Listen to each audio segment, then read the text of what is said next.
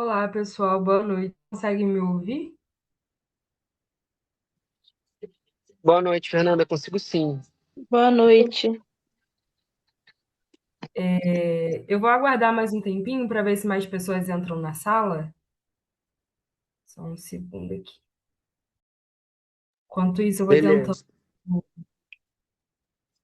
ver aqui como é que eu posso colocar a tela da aula para vocês.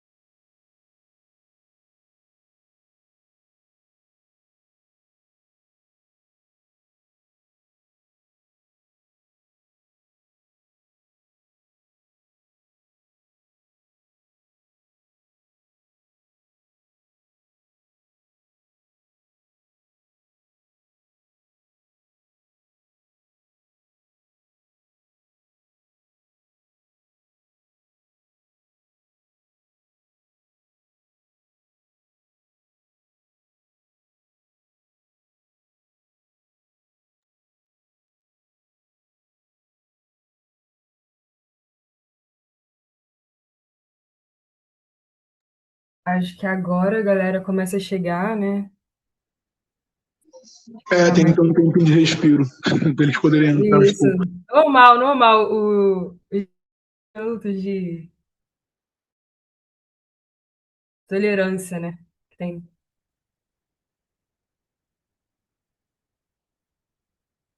Oi, gente, boa noite. Boa noite.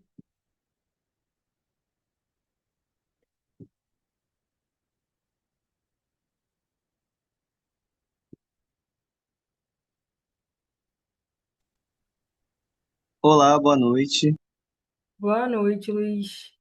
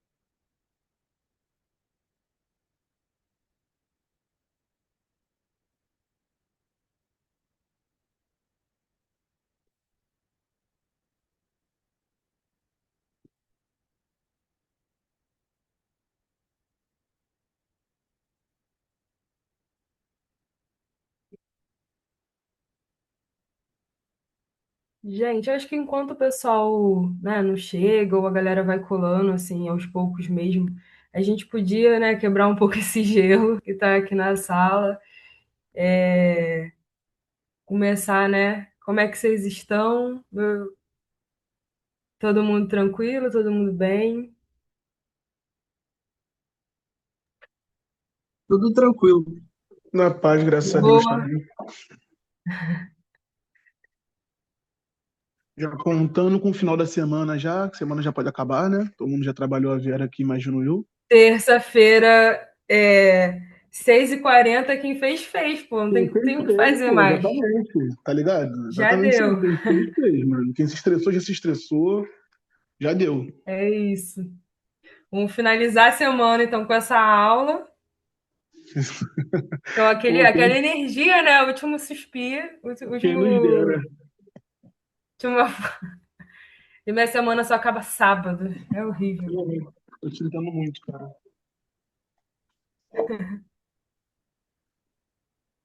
Mas, gente, vem cá. Vocês estão conseguindo me ouvir bem? Tá tranquilo? Então, assim, Sim, Sim, sim, dá pra escutar bem. Perfeito. Sim, tô te ouvindo Eu bem. acho que, até pelo tempo, né? Acho que é interessante a gente ir se apresentando, né? É, Começar por mim. Eu me chamo Fernanda, né? Obviamente. Eu sou professora de geografia e atuo na educação pública e também eu atuo na saúde, né? Na saúde mental. Eu trabalho com redução de danos para pessoas que fazem uso prejudicial de álcool e outras drogas. É, e aí, esse trabalho, né, na educação pública, ele acontece há pouco tempo, mas tem um histórico aí, né, dando aula no âmbito da educação popular, né, no contexto do pré-vestibular. Dentro da saúde, eu promovo oficinas, né, pensando aí a educação e a arte como formas de reduzir dano e também de estar em articulação com o território, né, especificamente ali na zona norte do Rio de Janeiro. E achei muito interessante poder estar com vocês, né, trocando uma ideia sobre um conteúdo que eu acho muito importante assim na nossa formação, e também como uma ferramenta aí para a gente levar para a vida, né, para os diversos âmbitos da vida. Eu acho que poder dialogar é sobre a gente pensar o conhecimento não nesses espaços formais, né, mas para a gente poder conseguir ampliar, né, a nossa forma de estar no mundo e de perceber o mundo, né, e enfim, espero que vocês curtam a aula e vou passar a palavra para que vocês se apresentem, fala aí até mesmo o que vocês gostam de fazer. Acho que esse ambiente remoto ele afasta, né? Mas também, de certa forma, né, possibilita alguns encontros que talvez presencialmente fosse dificultado. Então, vocês podem se sentir à vontade, tá? Para falar aí e abrir, né? Até mesmo como é que vocês estão nesse processo, né? No curso e tal, nesse processo dessa formação. Quem se voluntaria a falar?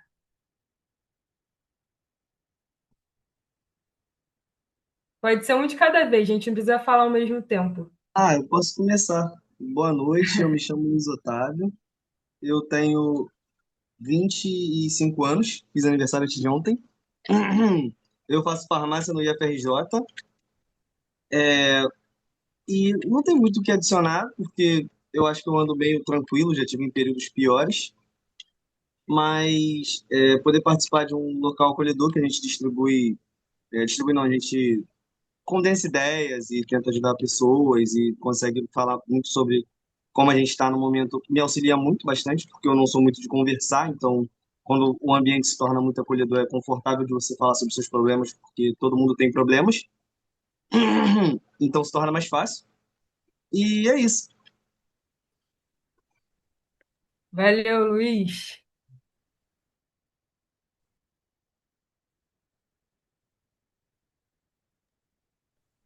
Posso falar agora.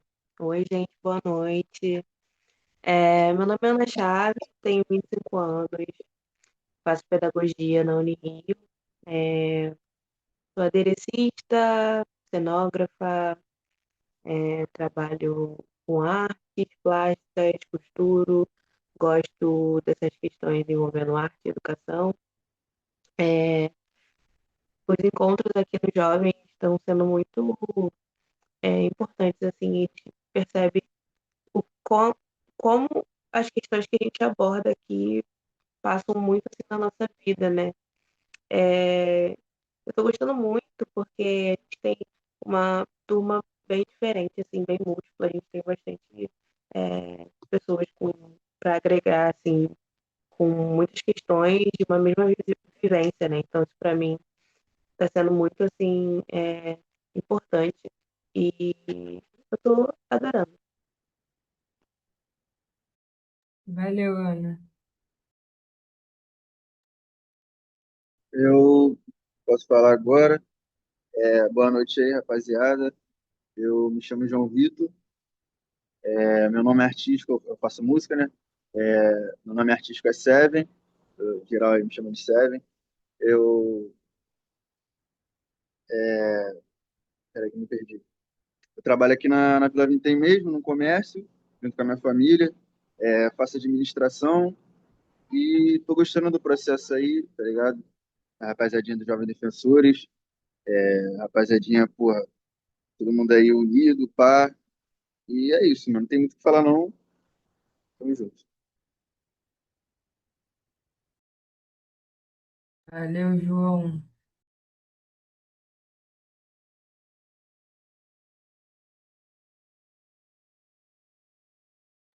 Mais alguém, gente? Gente, eu posso ir, meu computador ainda estava descarregado. Boa noite, prazer, Fernanda. Eu sou o Prazer. Jefferson, eu tenho 25 anos, eu sou ator e produtor audiovisual.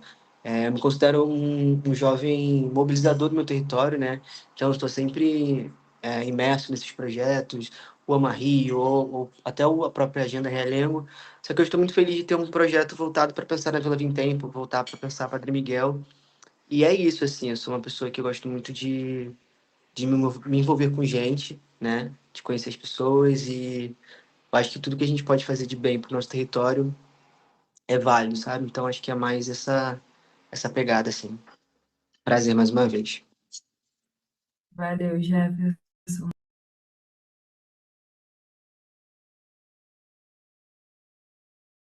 Mais alguém, galera?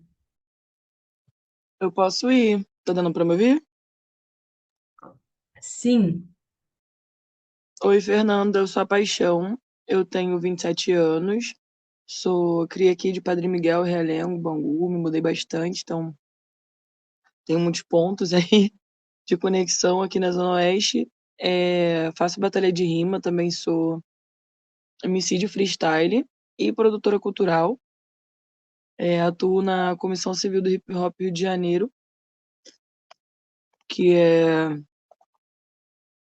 um grupo focado em trazer melhorias, né, para a comunidade do hip hop, que está aí trabalhando nas ruas e também no underground ou fazendo produção independente. E esse é o meu ativismo. Eu uso a minha poesia para comunicar. Muito bom. Gente, eu tô adorando. Mais alguém?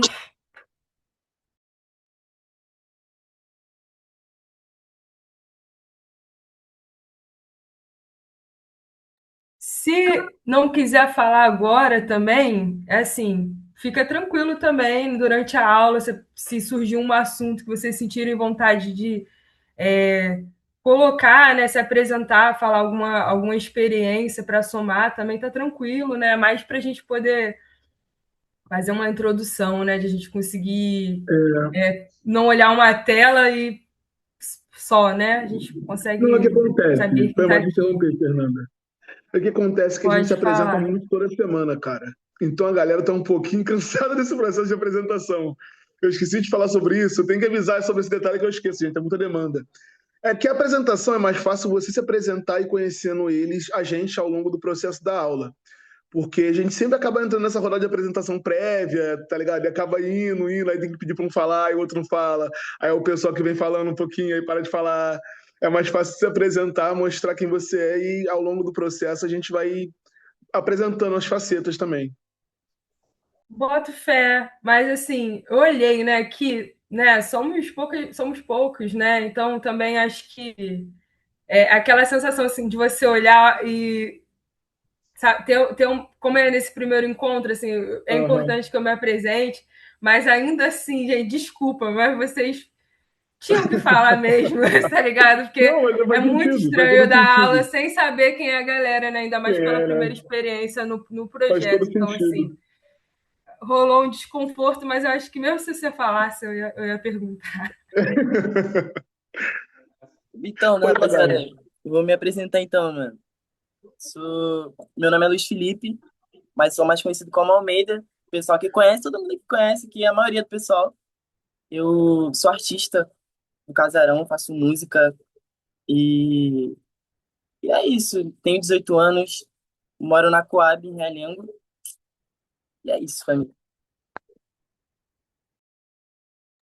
Pô, e muito maneiro, né, pensar assim, né, vocês falando aí, se apresentando, pensar essa trajetória de vocês, essa interseção com a arte, que é uma coisa que a gente vai trocar uma ideia aqui na aula, né? Que apesar de eu estar nesse lugar aqui trazendo o tema, levantando o debate, vocês podem se sentir à vontade para poder somar também, né? Para a gente fazer um formato de um diálogo, né? Eu acho que quando a gente pensa o diálogo, vai ter o meu momento de falar e é, vocês também, né? Para a gente construir essa ponte, essa troca de fato, né? Sobre o tema, senão não faz muito sentido, né? Eu vou iniciar, então, a apresentação, né, a exposição do conteúdo, e só para poder mesmo, né, montei uma apresentação para poder nortear a aula de hoje, e, conforme a gente for trocando essa ideia, vocês podem me sinalizar caso vocês queiram pontuar algo, tá bom? Vou pegar aqui a tela.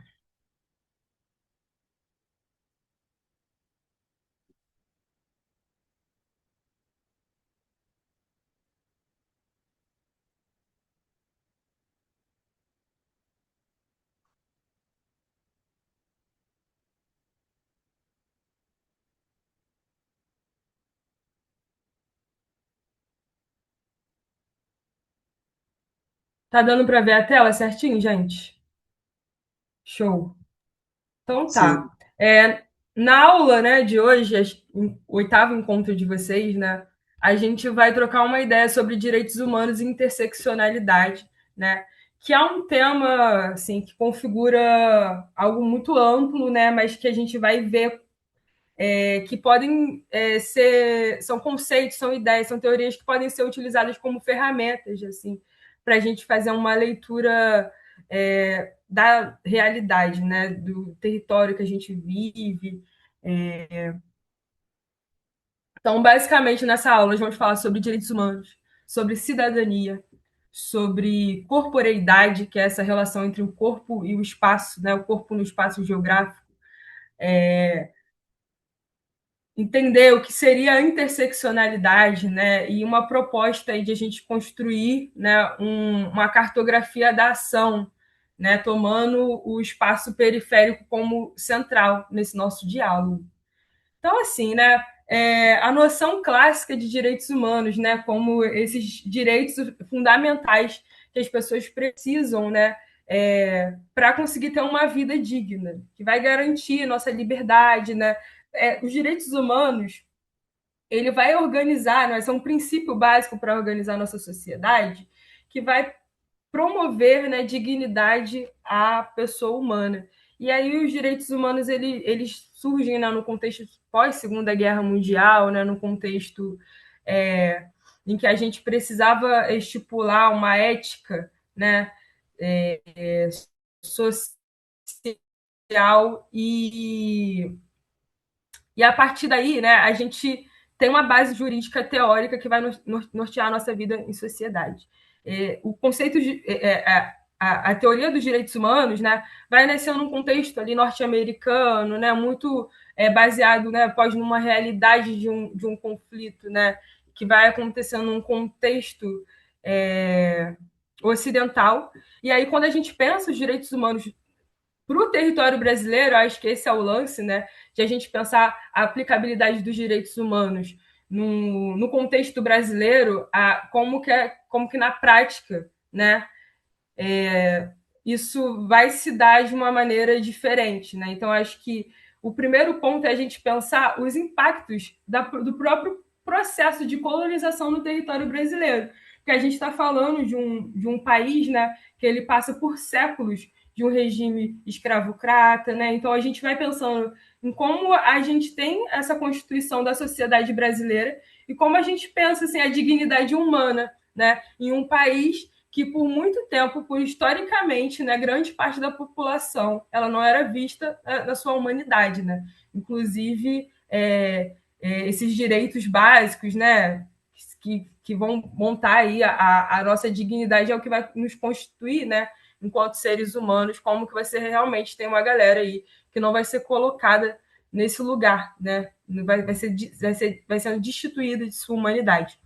E aí, uma visão assim, muito básica sobre isso, né?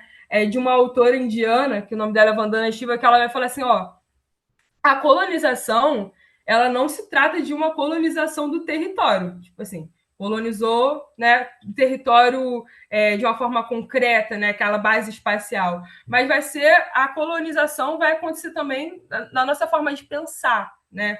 De você estipular uma forma de você ver a vida, né, a partir dessa ótica, né, do colonizador. Então, quando a gente pensa os direitos humanos no Brasil, a gente precisa considerar, né, esses processos históricos. Então, por mais que seja algo, né, que seja dado, né, como que isso foi se aplicando na nossa realidade brasileira, né? Pensando já a necessidade de considerar esse processo colonial. E aí, quando a gente pensa, né, pô, dignidade, liberdade, igualdade, não tem como, cara. A gente vive numa sociedade que ela vai sendo constituída, né, de forma desigual. E aí a gente vai ter, né, processos também, como a própria ditadura militar, e só na Constituição de 88 a gente vai começar a pensar a ampliação dos nossos direitos. Mas como que a gente, de novo, né, como que a gente pensa na aplicação desses direitos no país? Que ele, historicamente, né, ele vai sendo construído a partir dessas desigualdades. Né? E aí, né, faz a gente pensar na própria ideia, né, de cidadania, que vai ser como que a gente se vê enquanto cidadão, como que a gente exerce a nossa cidadania, né? Que de uma forma também muito prática, né? Conjunto de direitos e deveres civis, políticos e sociais de um indivíduo e um Estado, definindo sua condição como membro de uma comunidade, envolveu esse exercício ativo da democracia, cumprimento de obrigações, nananã. E aí a gente pensa, né?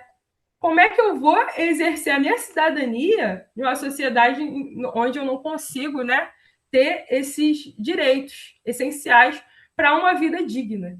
Então, aí a gente já começa a trazer essa ideia de cidadania, até mesmo essa ideia de direitos humanos, como é que a gente pensa a nossa realidade concreta a partir. Como é que você consegue se ver dentro dessa dinâmica, né? E aí a visão aqui é pensar a ideia de cidadania incompleta do geógrafo, né, Milton Santos. O que está nas leis, né, o que está na realidade, ter deveres, não ter direitos sociais, políticos e econômicos.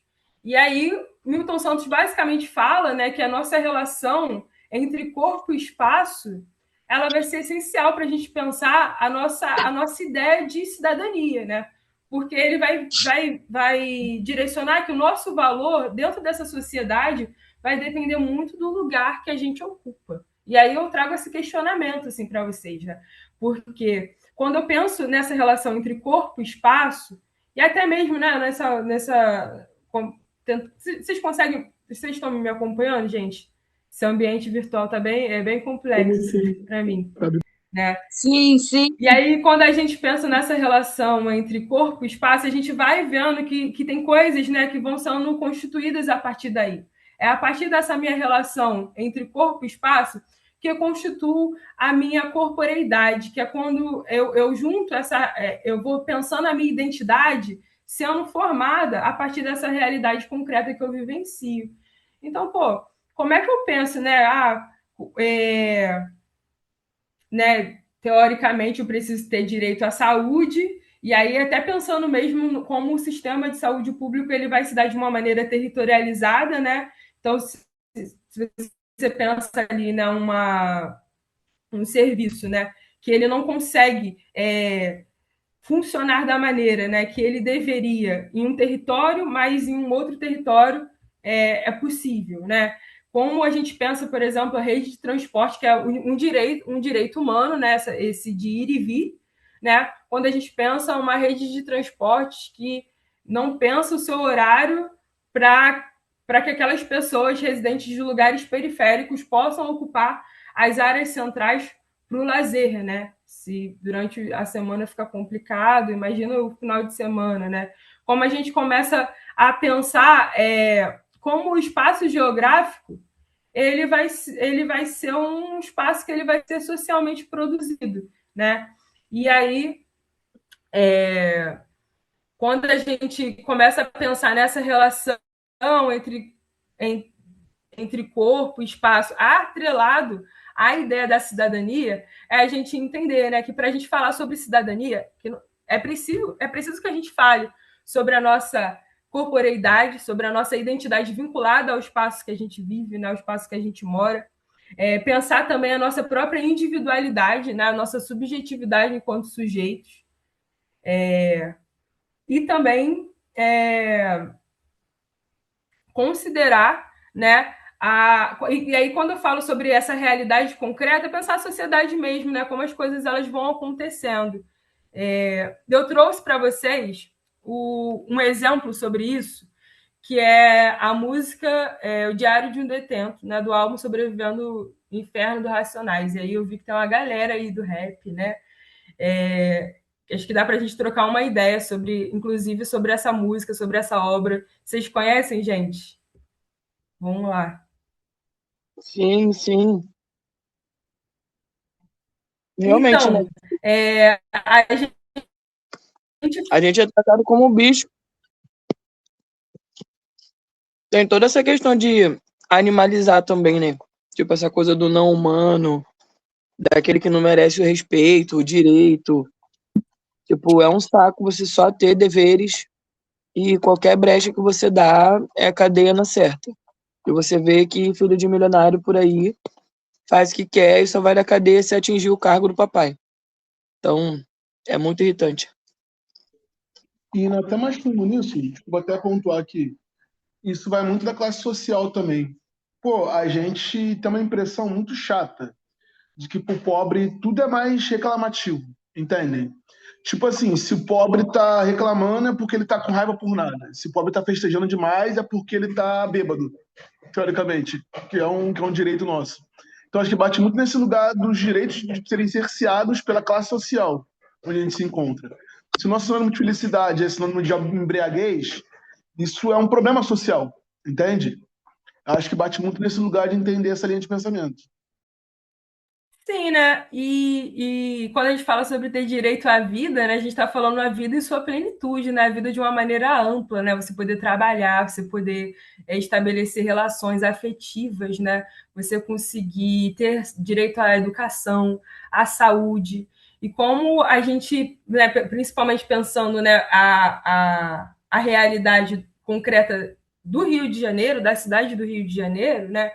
De como a gente vai ter que pensar referenciais nossos, né, para a gente pensar esse território, visando assim, entender o que é, né, viver uma cidade que recebeu a cidade do Rio de Janeiro, o porto, né, do Rio de Janeiro, foi o que mais recebeu, né, pessoas vindas do continente africano. E quando você pensa, né, nas políticas públicas de reparação histórica, né, visando a equidade, como isso não acontece. Então, como que essas problemáticas, né, elas vão sendo resolvidas ao longo da história, ou como elas são escolhidas, como é uma escolha também não resolver, né?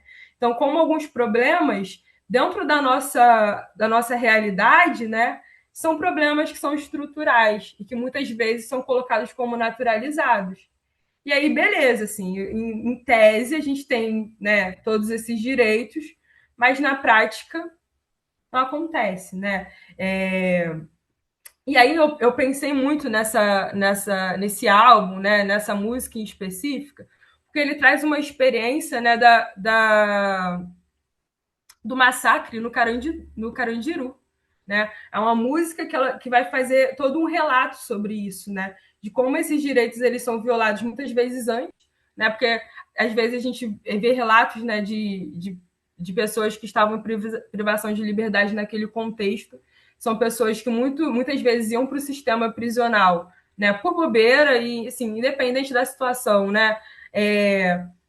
O que acontecia lá eram os direitos humanos sendo violados dentro de um estatal, né? Um espaço que deveria promover a ressocialização daquelas pessoas.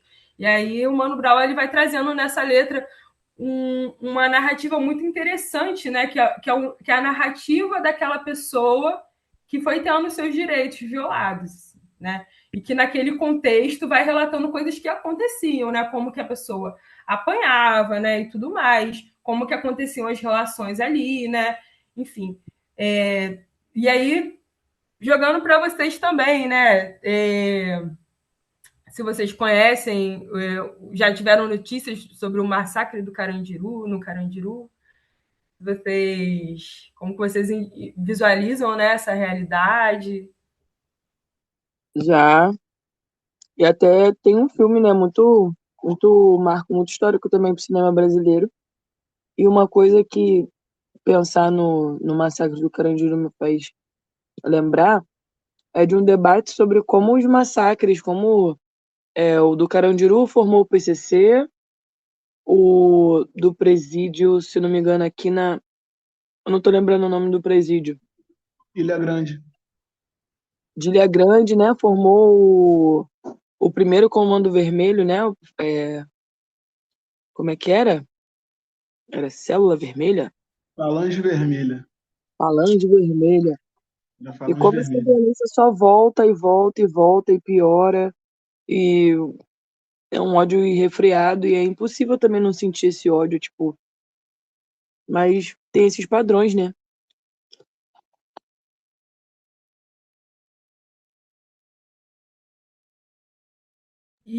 E aí, como é que a gente pensa, né, esses deveres, essa aplicabilidade dessa ideia de um cidadão, né? Você tem direitos, mas você também tem deveres. Mas como que eu consigo, né, estabelecer algumas coisas se eu não vou ter acesso a esses direitos básicos, né? Se esses direitos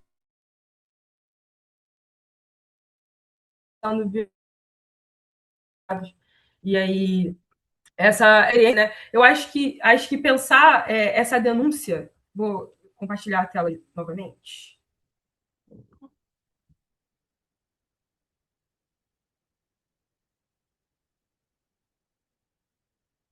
Acho que pensar essa denúncia, né, do Mano Brown é pensar também um próprio contexto, né, que o hip hop ele vai se colocando, né, enquanto denúncia dessas desigualdades, né, denúncia dessa realidade que ela, por mais que seja colocada de uma forma naturalizada, né, vai sendo questionada a partir da arte, né, que vai colocando, inclusive essa experiência, né, que ela é posta, né, num lugar de uma marginalidade na nossa sociedade, ela vai sendo colocada enquanto central. Então, acho que a ideia de poder ter acesso, né, a manifestações que você poder contar, né, aquela realidade que a gente vai vivendo, né, a partir da primeira pessoa, a gente consegue perceber a cidadania compreendendo a importância da própria individualidade, daquela experiência, né, que foi se dando a partir daquela relação, naquele espaço. E aí, o Milton Santos vai falar também, né, a partir dessa relação, que vai ter a vivência, né, em espaços adjetivados e a vivência em espaços banais. E esses espaços adjetivados são esses espaços do poder, né? Esses espaços são colocados, né, sob a luz aí do capitalismo, como espaços interessantes economicamente. Então, quando a gente pensa, né, o próprio desenvolvimento urbano do Rio de Janeiro, a gente vai pensando, né, na formação desses espaços adjetivados e esses espaços banais, né? Banais porque são espaços que não são interessantes economicamente. Então, como é que a gente vai constituindo nesse tecido, né, a nossa vida, o nosso cotidiano, muito a partir de ferramentas, né, que a gente mesmo vai precisando construir para que a gente consiga ter essa vida, né, essa vida digna. Então, pensar assim, o nosso valor depende do lugar que a gente está, de certa forma, vai fazendo sentido, né? Pensando na nossa própria experiência, né? Alguma coisa, gente, que vocês queiram falar sobre isso? Mais alguém?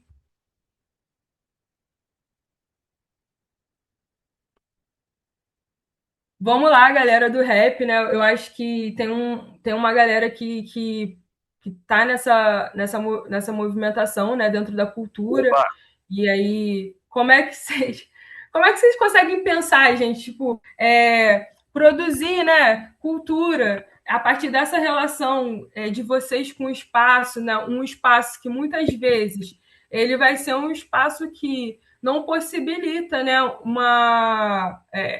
poderia até dizer, né, que seria nessa configuração entre espaço adjetivado um espaço banal, um espaço que ele é colocado como banal ali, né? Ele é um espaço que não vai receber essa atenção. E aí, quando a gente pensa na aplicabilidade dos direitos humanos nesse espaço que ele é colocado como banal, a gente vai ver que não acontece. E aí como é que a gente fica, né? Porque são coisas essenciais para a nossa dignidade, de certa forma. Então, como é que a gente pensa, né? Como é que a gente pode se articular para a conquista desses direitos? Porque e aí, de certa forma, né, pensando até mesmo historicamente, né, a gente fala de um contexto dos direitos humanos, né, que vai nascer com a ONU e depois aqui no Brasil, né, ele chega após a Constituição de 88 e a gente tem processos históricos, né, de exclusão que vão promover desigualdades sociais. Como é que a gente pode pensar nesses direitos humanos como algo que vai ser o tempo todo colocado em disputa, né? Porque é algo que judicialmente está ali, mas na prática não está. Então é algo que está sendo colocado em disputa o tempo inteiro, né? A gente está disputando, a gente está querendo conquistar. Então, vou deixar aí falar quem levantou a mão. posso dar uma falada top aqui? Fica à vontade, Alan. Boa noite, pessoal. Alan, para quem não conhece, prefiro ser chamado de Arthur, como alguns já têm ciência. Tá todo mundo conseguindo me entender, me absorver? Eu acho que, primeiramente, boa noite, desculpa o atraso. Eu acho muito interessante sempre quando se toca nesse fato de direitos humanos, porque sempre tem aquele jargão que o direito humano só serve para defender bandido, né? E, infelizmente, um dos lugares de fala que eu ocupo e um dos deveres cívicos que eu tenho é de desmistificar um dos milhões de folclores que tem em relação ao presídio. Por exemplo, eu acho muito curioso você parar para pensar que os direitos humanos têm esse estereótipo, né? Só esse preconceito de defender bandido, quando dentro do presídio o preso, o presidiário, ele não tem acesso ao contato externo. Devido à hierarquia de normas e regras que a gente tem dentro do convívio, do espaço dos presídios e tal, que obedece à hierarquia do narcotráfico de lá, sem querer entrar em muitos detalhes sórdidos, a gente não tem autorização, ou melhor, a autorização baseada em patente. Logo, quem está na mais alta patente conversa e dialoga com, por exemplo, uma pessoa que vai levar a vacina da Covid, ou então alguém que conhece o Freixo, que está indo lá para saber como a comida tá. E essa pessoa, perdão, recebe a ordem restrita de dizer que a cadeia está ótima. Porque a responsabilidade do preso, eu disse isso até no nosso último encontro, ela é única e exclusiva do preso. Até então, eu posso falar por experiência empírica, pelo que eu vi, vivi e senti, quem é responsável pela comida chegar até a mão do preso é o próprio preso. Quem nos serve, quem nos ajuda no dia a dia e quem vai correr atrás de você chegar até a sua família. Então você vê que essas coisas são muito baseadas num lúdico que a ficção deixa, sabe? É como você pegar pra ver um filme da Disney e logo você vai ver o filme da A24, sabe? Você vai ter essa diferença brusca que se tem, como por exemplo a gente discutiu violência sexual, né, devido ao dia de 8 de março e tal. E um dos maiores mitos que tem dentro da cadeia é essa coisa da justiça poética que o agressor sofre, quando na verdade lá existem 33 normas e regras, e uma delas é que você não pode nem agredir verbalmente nem fisicamente ninguém. Eu tô dizendo isso pra ter ciência de que a ficção coloca muito a cadeia como um Carandiru, quando na verdade ela é muito mais um 3% da Netflix. E todas essas regras que são pré-estabelecidas lá para qualquer um que chega desde 1900 e bolinha, nenhuma delas tem contribuição nenhuma do Estado. Então quem organiza é o próprio preso, que está sendo ali, né, que tá sofrendo a pena. Mas quem financia é o governo. Então eu só queria só sanar essas curiosidades e me perdoar pelo atraso. Achei muito interessante, porque você também fala, né, de uma organização que é. Porque existe esse movimento, né? Se algo ele não vai ser dado, né? Acontece uma organização espontânea, né? De uma coletividade ali. Então, é muito interessante a gente pensar, né? Conseguir acessar essa realidade por meio de você. Achei meio legal. Mais alguém, gente? Então, Fernanda, eu não sou muito bem com as palavras, sabe? Eu não falo igual o pessoal aqui que fala coisa mais linda assim. Mas em questão sobre a música, eu acho que traz muita reflexão, sabe? Traz sobre sociedade, poder, justiça, por conta em questão que a música é quase como se fosse um relato mesmo, sabe? De quem passou lá dentro, de quem estava lá dentro. Então, assim, é uma parada que quando eu era, né, menor, assim, e eu parei pra escutar, eu na época nem, sabe, tipo assim, pra mim, é a música. Só que depois eu fui crescendo e fui prestando mais atenção e fui revendo, eu falei, caraca, mano, isso aqui é muito pesado, cara. É um, eu não sei explicar, mas é um negócio, tipo assim, que quando eu era menor eu escutava, tanto faz, sabe, tipo, música. E depois eu fui entender, eu fiquei tipo assim, caraca, mano, eu comecei a correr atrás de ver vídeo no YouTube, de ver documentário, de ver as paradas e entender melhor, entende? Mas, pô, loucura, loucura. Pô, pode levantar o olhando sobre essa música, inclusive, aqui? A música Sim, Diário de um Detento, do Racionais, que está citando, que relata, né, a questão do Carandiru, eu acho que foi a primeira música da minha vida em que o rap me chamou a atenção de um lado mais social. Eu já conhecia rap quando era criança, obviamente, tipo, por vivências de parentes e coisas assim ao redor. Só que já viu quando tu sente a primeira vez que tu tá assimilando uma informação na moral, ao invés de só ouvir? E eu lembro da frase quando o Brown fala: se algum salafrário sacanear alguém, leva ponto na cara igual o Frankenstein. Eu lembro que eu tava na rua, andando, com meu primo, e um bar perto da minha casa tocou essa música. Eu lembro de ser criança, parar e olhar pra ele e ele me olhar assim. E a gente ficar tipo, caramba. Foi o Aleph, inclusive, alguns conhecem ele aqui. A gente tava na rua, a gente menosão andando, eu tenho essa cena na minha cabeça até hoje. A gente na mesquita andando, e o bar ali do Bibi tocar essa música, tá ligado? Quando toca essa parada, a gente para, se olha assim, tipo, que é isso, cara? Aí, anos depois, um tempo depois, eu fui entender que eram Racionais, tá ligado? E, tipo, faz a gente compreender o papel social do rap quanto música visceral, né? Além do Racionais, a gente vai ter exemplos de Realidade Cruel, o pessoal de São Paulo, tipo, tem essa vertente do rap muito, muito real, né? Muito cru. Eu acho que, pô, ele junto da Tribo da Periferia, RZO, Facção Central, né, de outros, vão fazer um trabalho muito bonito e até muito, muito literal nisso, né, cara? Muito literário, na verdade, porque eles são autores. sim. Eu quero. Inclusive, inclusive vai trazendo, né, esse viés assim do movimento hip hop, né? Porque de pensar exatamente esse ponto crítico assim dessa denúncia dessa realidade, né? Eu acho que junto também com a própria estética de você poder falar numa primeira pessoa sobre uma realidade que ela vai ser historicamente visibilizada. E aí quando você fala, eu esqueci o nome do falou antes de você, Eros. Qual é o seu nome? É Almeida, mas pode chamar de Luz também, que é nome, mas. Pode chamar de Almeida, pode chamar de Almeida. Almeida. Quando a gente vai né, quando a gente vai conseguindo acessar essas músicas que vão trazer essa letra, né, de um viés mais crítico, e a gente às vezes até mesmo se pergunta, cara, por que eu não acessei isso antes, né? O que aconteceu que eu não consegui, né, acessar isso antes? E aí, né, e a gente já toma assim o espaço para poder falar sobre um outro ponto, né, para pensar essa aula, né? Que quando eu falo sobre o espaço geográfico, esse espaço adjetivo como um todo, né, que vão moldando a nossa sociedade e que inclusive vai estar na própria cultura, né? Então, assim, como é que a gente vai pensando essas representações espaciais e também essas representações da vida, né? Essas vivências que são ampliadas, né? Essas vivências que elas são invisibilizadas, enfim. Mais alguém quer falar? Eu, Pô, paixão de novo. fala. Ai, essa música é porque tem um outro som do Racionais que eu tô me lembrando do clipe. Que eu não tô me lembrando o nome da letra. Nome da letra, não tô me lembrando. Mas começa com 3 ou 4 meninos no topo de um morro. Alguns deles são um pouco mais velhos e eles já estão com umas roupas, tipo, mais bonitas. Aí eles chegam falando, tipo, a gente tá muito bonita, porque a gente, como, fez o corre, não sei o quê.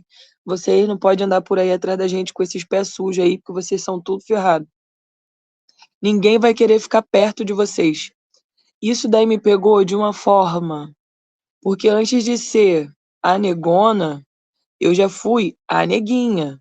E ninguém queria namorar a neguinha, sabe? A neguinha não tinha as melhores roupas, ela não usava o melhor cabelo, ela tinha aquela coisa de uma guanidina, entendeu? Uma falta assim de uma raiz, de uma afro-referência de beleza preta. Então, é um lugar de não pertencimento muito grande você, tipo, jogar uma pessoa a ponto dela repetir a frase: minha vida não tem tanto valor quanto o seu celular ou o seu computador.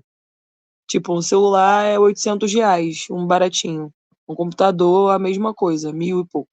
Tipo, você crescer nesse ambiente, nessa sociedade que te põe sempre como alguém que não tem valor. Isso mexe muito com a nossa cabeça, tipo, muito Ixi, mesmo. E a gente busca mecanismos, né, como já muita gente já buscou, principalmente na educação, para sentir o seu próprio valor aumentando sobre si. Tipo, eu prefiro saber,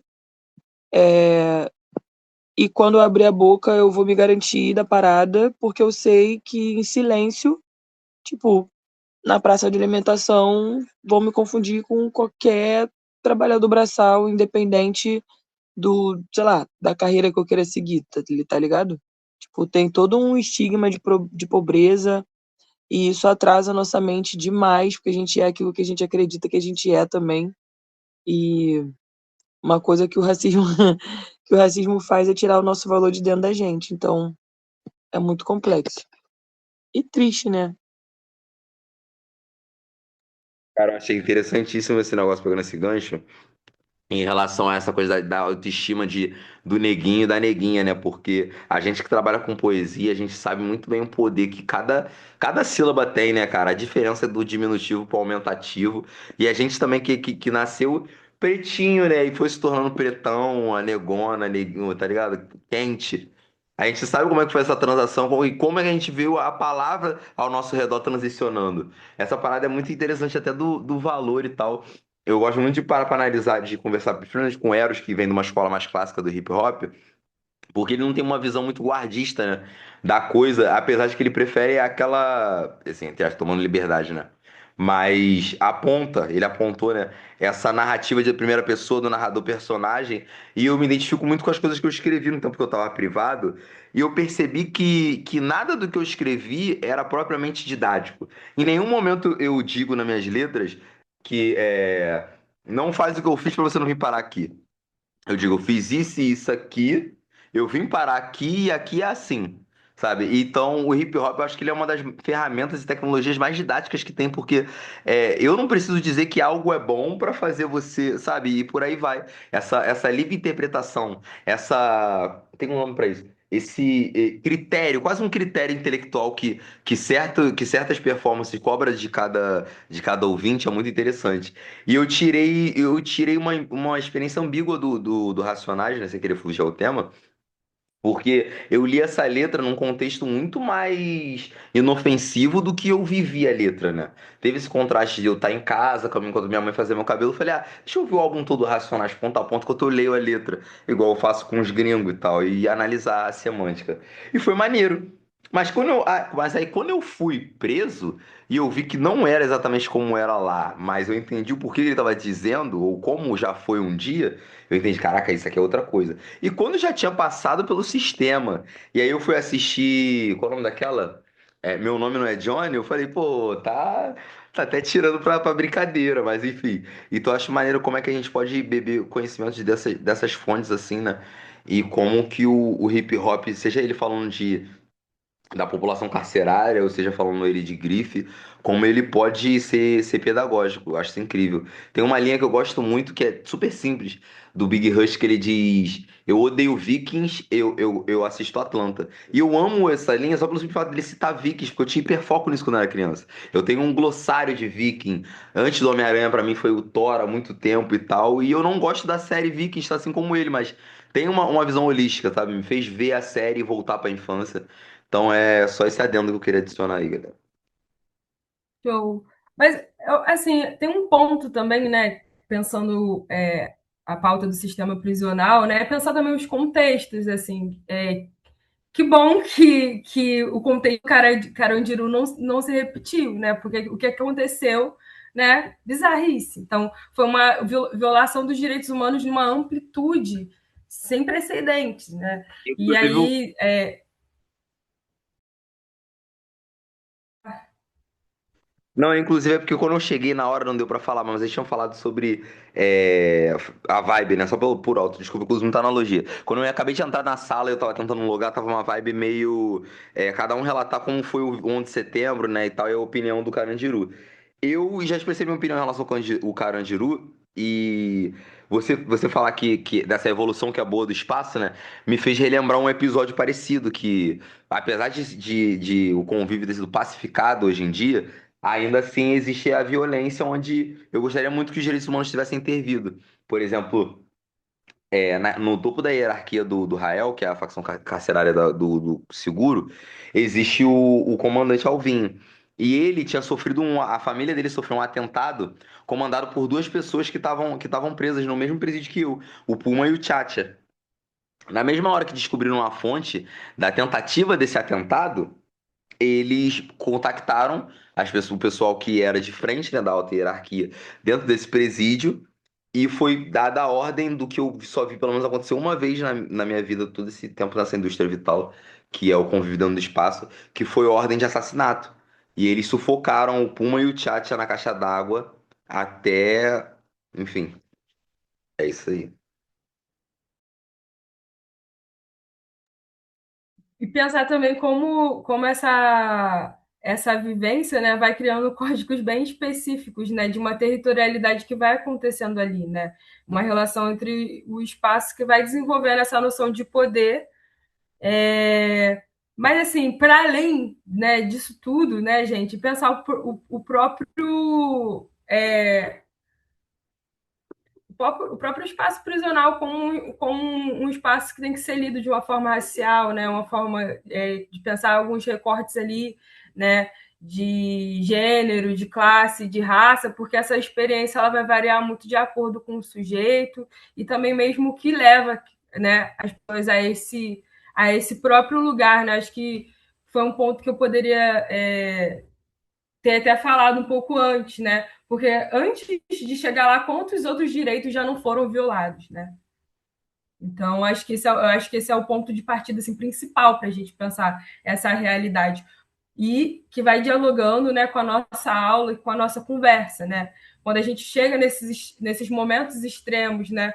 Quanto de direito que a gente já não teve violado, né? E pensar mesmo a própria realidade do Brasil, do estado do Rio de Janeiro, né?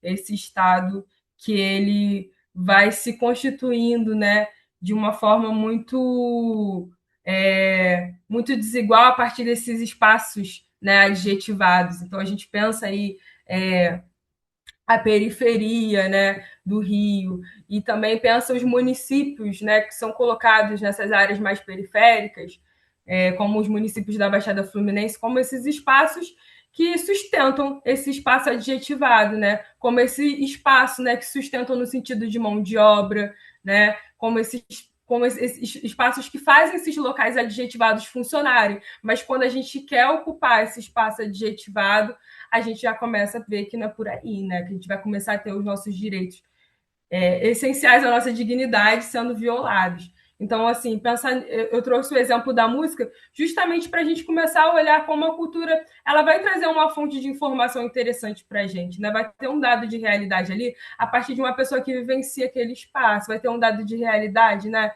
A partir de uma experiência, né? E de você ter um espaço para você falar em primeira pessoa. E aí, para além disso, né, de a gente pensar em como a própria indústria musical, né, como um todo, ela vai também trazer essas relações de poder. Tem um dado assim, muito curioso assim, de professora de geografia e que queria dividir com vocês antes de falar, né, sobre isso, que assim, cara, vocês têm noção do estilo musical que é mais escutado nas plataformas de streamings? Rap. É o rap. Ultimamente. Eu acho. Eu chuto que é forró. Eu chuto que é forró. Por aí, cara. Eu achava que era o Bad Bunny cantando aquela porra, aquele ragatón. O Bad Eu Bunny é chuto meu que é filho, forró. cara. Ou em forró ou internacional. Eu acho que é o agro, porque o agro é um bando de bandido safado que paga pra fazenda de streaming. É isso. É a visão, paixão. A visão é essa, assim. Parece uma coisa muito longe da nossa realidade, que a gente está no Rio de Janeiro, né? A gente está vivendo uma realidade sudeste. Mas o que mais toca, cara, é sertanejo. Porque quem tem mais dinheiro no Brasil é a galera do agronegócio. E aí, né, trazendo essa relação sobre espaço, que a gente, de certa forma, tocou nesse assunto, né? Cara, quando a gente pensa, né, historicamente nessas pessoas que são consideradas humanas ou não, quando a gente fala sobre direitos humanos, cara, por muito tempo quem foi colocado nesse local da humanidade é um homem branco. Inclusive, são essas pessoas que vão ter direito a terras no Brasil. Então, quando a gente pensa nessa dinâmica, né, pensando no Brasil, que ele é um país agroexportador, né, de como essas pessoas historicamente tiveram terras. Quando a gente volta atrás na história, né, dos nomes dos municípios, a gente vê que tem ali, né, um cara que ele tinha uma fazenda, né, que era um grande proprietário de terras. Cara, historicamente se mantém, né, essas pessoas nesse local de poder e como elas vão estar ocupando locais de privilégio, inclusive nisso, né? O que é mais escutado é sertanejo, né? E as músicas, inclusive, que vão trazer esse tom dessa denúncia, por que será que essas músicas elas não vão ter essa visibilidade, né? Basicamente, quais experiências, a partir dessa realidade concreta, elas são valorizadas na nossa sociedade? E quais são as práticas, né, que elas vão receber atenção, quais práticas não vão receber atenção? Foi muito emblemático, né? O Bad Bunny e tal, numa premiação. Mas, pô, quais foram as dinâmicas até que isso acontecesse, né? De a gente ter uma visibilidade ali no evento norte-americano, né? Um dos mais importantes de um latino-americano, né? E aí, isso já vai abrir para a gente começar a falar sobre um conceito, né, que vai ser norteador da nossa aula, que é o conceito de interseccionalidade. Vou colocar aqui a aula de novo para a gente trocar essa ideia. Opa.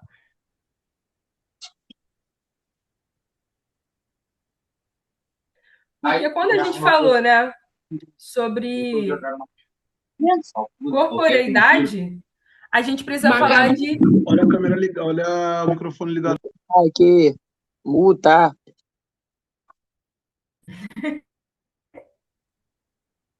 A gente vai precisar pensar, né, a partir, né, dessa experiência, corpo e espaço, a partir da interseccionalidade, que vai ser essa ideia de que as desigualdades e as E as discriminações, elas se cruzam na vida das pessoas, né? Vai mostrar como raça, gênero, classe e território vão se combinando, né? E vai determinar quem realmente vai conseguir acessar os direitos e exercer a sua cidadania de uma forma plena. Então, a interseccionalidade, ela é um conceito que é uma ferramenta, assim, para a gente fazer uma leitura social crítica, de pensar que as experiências, elas vão ser diferenciadas a partir da realidade, né, daquela pessoa e do marcador social, né, que vai fazer com que a sociedade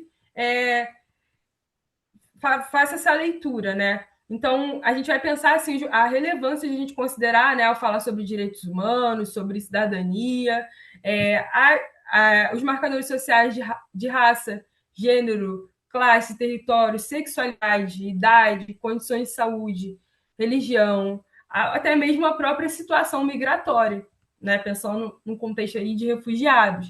E quando a gente fala sobre interseccionalidade, né, beleza, a gente já sabe, né, que a gente precisa considerar alguns marcadores sociais para a gente fazer uma leitura social crítica.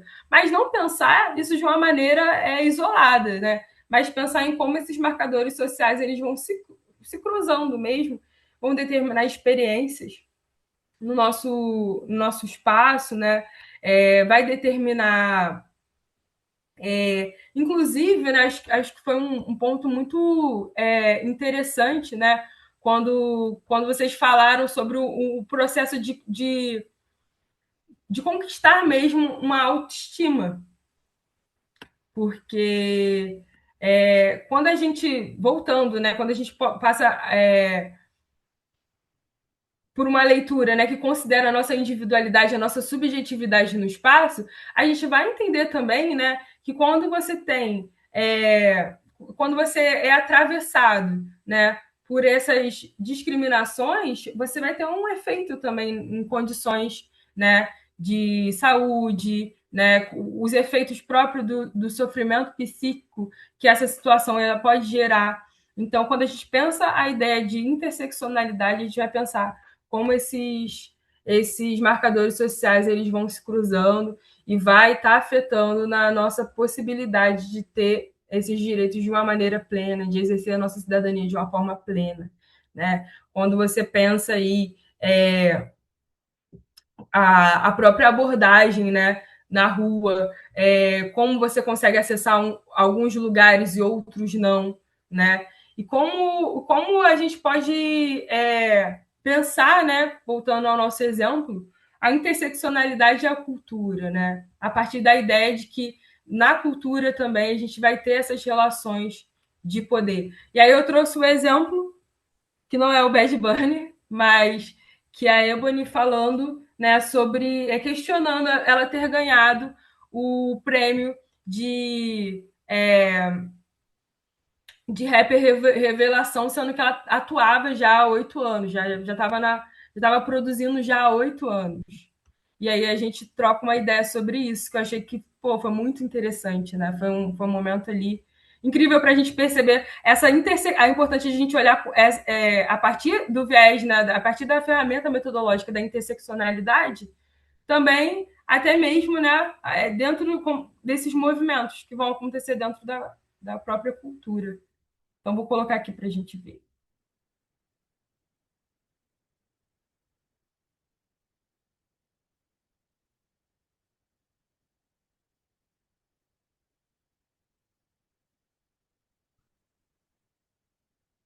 Tenho muito carinho por todos que me deram a oportunidade de estar aqui. Admito. Essa é a minha primeira vez aqui. Eu gostaria de agradecer a todo o júri por ter me indicado, a todos que votaram. Tenho muito carinho por todos que me deram a oportunidade de estar aqui. Admito que eu evitei dar visibilidade para essa indicação, pois desde o primeiro momento senti que não era muito justa. Eu faço música há 8 anos e hoje estou aqui com milhões de seguidores, 3 álbuns, 300 milhões de streams e há anos tenho diversas músicas nos charts.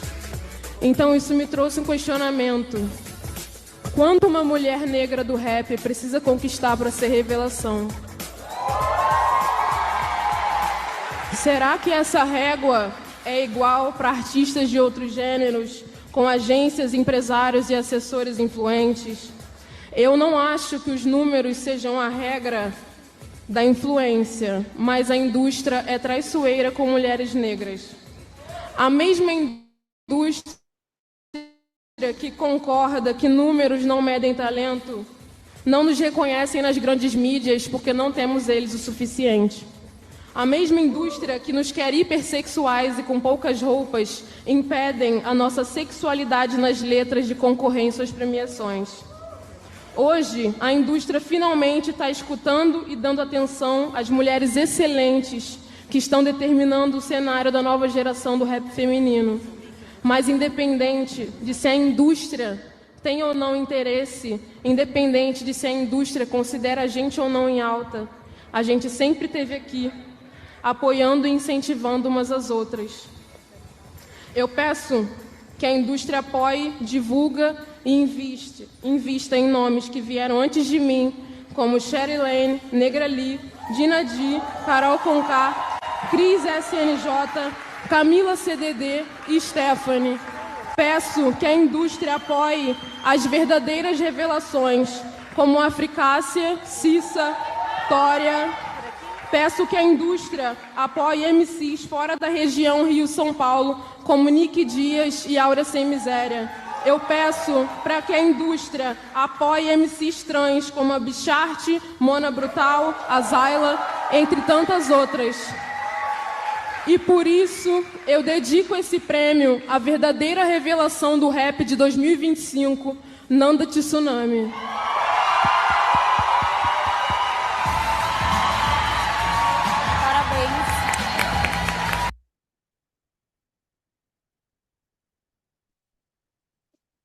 Eu amo que ela sai assim do palco, tipo jogando o microfone. Eu adoro essa energia. Aham. E, cara, ela mostra na prática, né, como esses marcadores sociais eles vão funcionando, né, e como essas relações de poder elas vão considerar algumas experiências e outras não, né? É a ideia de que uma pessoa está ali fazendo um trabalho há 8 anos, quase uma década, né? E ela vai ser reconhecida como uma artista revelação só porque, né, a indústria naquele momento resolve olhar, né, para aquela produção. E assim, por que resolve, né? A partir de que interesse? Porque, enfim, acho que também é um outro ponto de discussão, assim, para a gente pensar como essa realidade ela vai sendo constituída de uma forma diferente para pessoas diferentes, né? Para pessoas com realidades corpóreas diferentes, com experiências assim diferentes. Então, inclusive, né, trazendo ali como é importante, né, dar uma visibilidade para pessoas trans, né? Fora e a gente pode pensar, né, que a gente está falando aqui sobre raça, classe, pensar gênero, sexualidades, né? Como que a gente vai trazendo isso, né? Para o debate e como a gente vai considerando isso, enfim. Quando a gente até pensa por que a gente escuta algumas coisas e outras não, né? Porque a gente tem acesso a alguns artistas e outros não. Enfim, vocês querem falar alguma coisa? Eu acho essa apresentação dela incrível, sou apaixonada. Já vi várias vezes, eu acho que ela se coloca muito bem.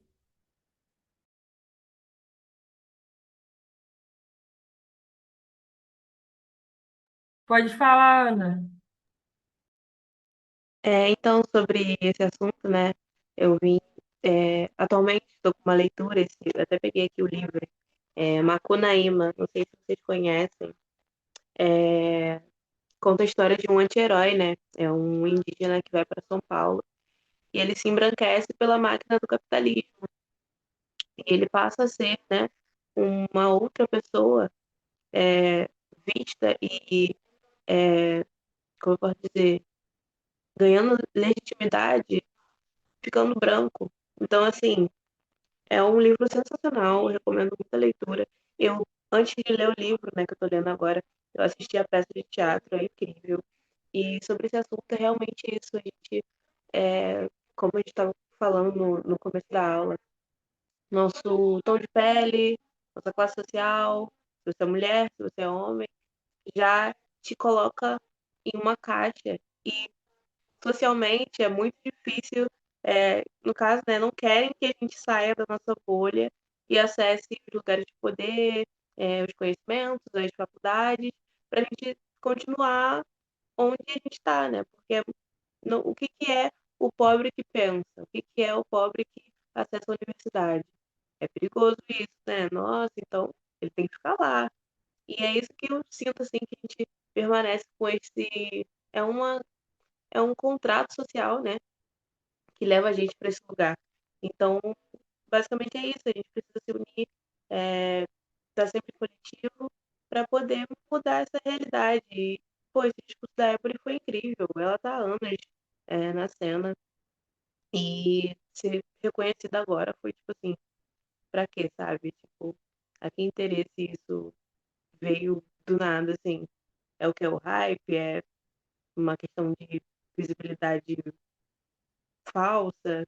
A gente nunca vai saber porque a gente não tá lá em cima comandando as questões. Era isso, queria recomendar a leitura que leva muito para esse assunto que a gente está tendo na aula hoje.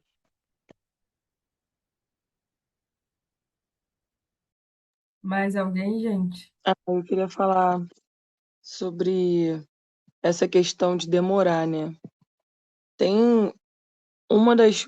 Como o machismo para a mulher preta ele vem com essa interseccionalidade da raça, né? Tipo, que aprisiona e já tem todo um estigma de falta de valor, de falta de inteligência, mas falácia é falácia e falácia, porque quando a gente vai buscar realmente a nossa ancestralidade, a nossa raiz, a gente vai ouvir sobre epistemicídio, a gente vai entender que é sobre isso. É sobre tirar o trabalho da mina pra merda e chegar lá falando, ai, palmas pra essa iniciante. Ela se embucetou com razão, porque é muito, ainda se a mulher branca conhece o mansplaining, imagina a mulher preta. Imagina. Tudo que você fala, alguém quer te explicar. Então, para poder botar o trampo dela para baixo, deixa naquela área de, ainda não tá pronta, ainda não madurou. Tipo, outros rappers estão mais prontos, pelo tempo. Tipo, a mulher não precisa falar isso tudo, como ela diz no discurso. Se controla a narrativa do corpo feminino, que ele pode falar e até onde ele pode acessar. Mas você não pode cantar putaria, mas eu posso assistir 12 horas de pornô e tá tudo bem, sabe? É muito, é muito, é muito cruel. É sempre tudo cruel, né? São táticas de dominação, então é pra ser cruel. Então é pra diminuir, tipo, a crença de que o que você faz é bom. E a partir daí você pode ou parar ou você pode continuar na sua individualidade. Mas é um saco mesmo, porque ela bateu, com certeza ela bateu muita cabeça pra ela, tipo, continuar com a confiança de fazer o que ela queria fazer. E como ela disse, ela precisou se juntar com outras mulheres para poder se sentir bem dentro do ambiente, porque o tempo todo desmerecendo você, você quer ir embora. A realidade é essa. Depois de um tempo tudo cansa. Mais alguém, gente?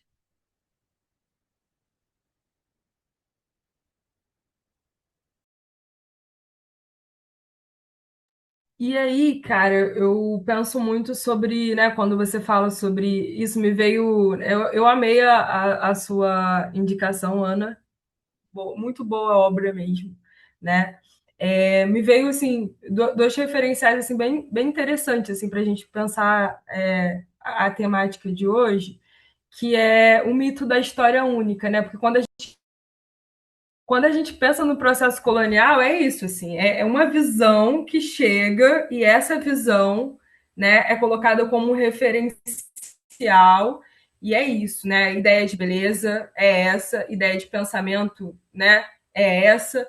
Então traz uma perspectiva de sociedade moderna, né, que vai acontecer muito a partir de um único referencial e que vai excluir toda uma pluralidade, né? Então, a ideia de um referencial único, né, colocado como única verdade, como a única forma de ser, de estar, de viver, a única forma que vai ser considerada, vai excluindo uma pluralidade, né, de formas que a gente pode assistir, né, de coisas que a gente pode considerar como belas ou não, né, de algo que é científico ou não, né, que é realmente parte de uma produção de conhecimento ou não, porque vai fugir daquele referencial ocidental, né? Então, assim, como que vai excluindo essas experiências e considerando uma experiência única? E quando a gente consegue, de fato, acessar, né, algo que vai fugir daquela daquela história única, que a gente não vai se identificar, porque não tem nada a ver com a gente, né? E a gente começa a beber de fontes outras, né, que vão realmente agregar, né, a nossa vivência, porque a gente vai se sentir representado naquilo, né? A gente consegue realmente se fortalecer. E um contraponto, né, a esta história única, né, essa individualidade exacerbada também do próprio sistema econômico que a gente vê é a própria coletividade, né? É você ter chances de você tá em lugares, né, onde as coisas não vão chegar de uma forma verticalizada, que é como chega para a gente, né, durante toda a nossa vida, de a gente conseguir estar em locais onde é possível uma relação horizontal, uma relação de troca, né? A gente conseguir ter mesmo acesso a algo que é plural e não ficar naquela mesma, né? Aquela mesma parada que não vai funcionar para a gente, porque não tem nada a ver com a gente. Pode falar, Luiz.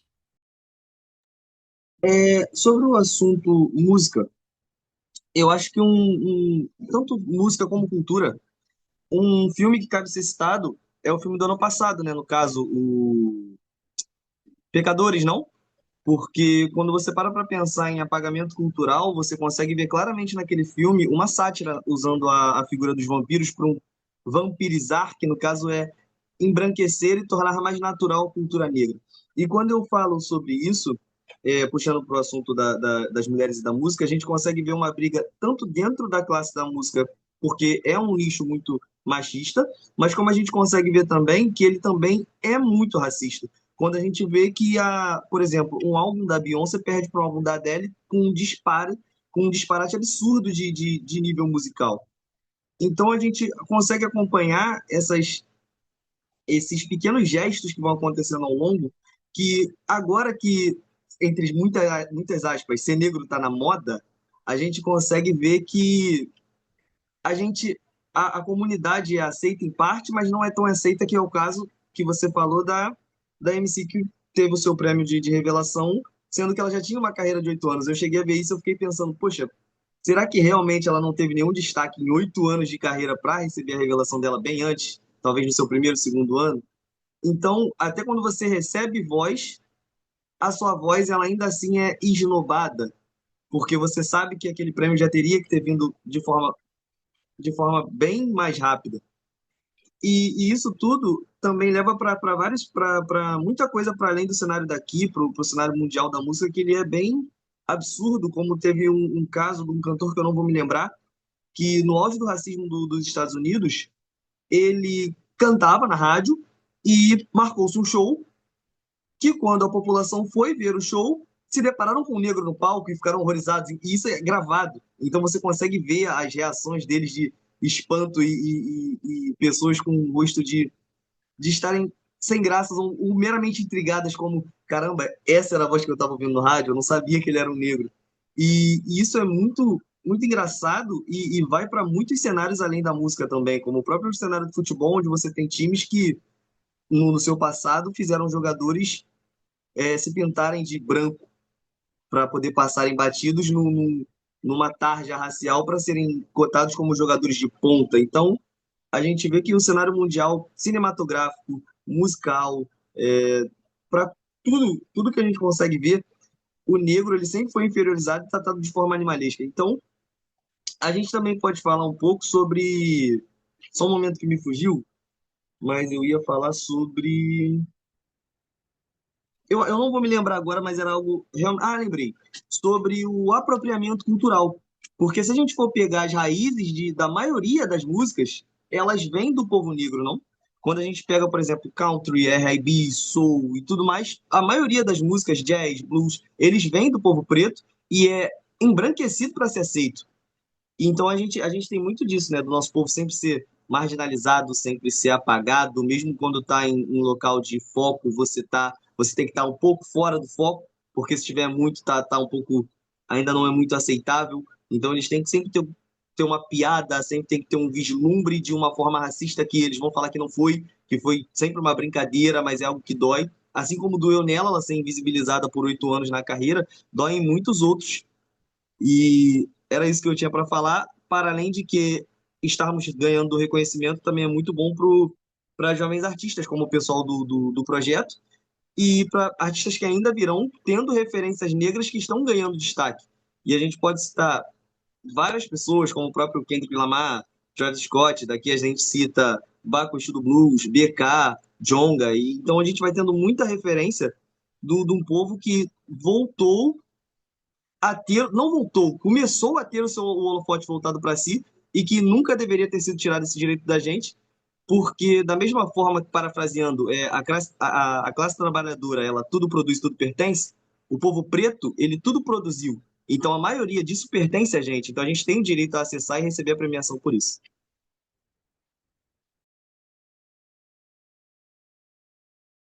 Muito bom, Luiz. E é isso, é algo que sempre aconteceu, né? A galera não chegou ontem, né? Existe toda uma trajetória que foi sendo invisibilizada, né? Então, quando a gente consegue se articular para acessar, quando a gente consegue se articular, a gente consegue perceber, né, que existem diversas outras experiências que a gente pode tomar como referencial, não aquele referencial branco que muitas vezes, né, gente, é aquela coisa, né?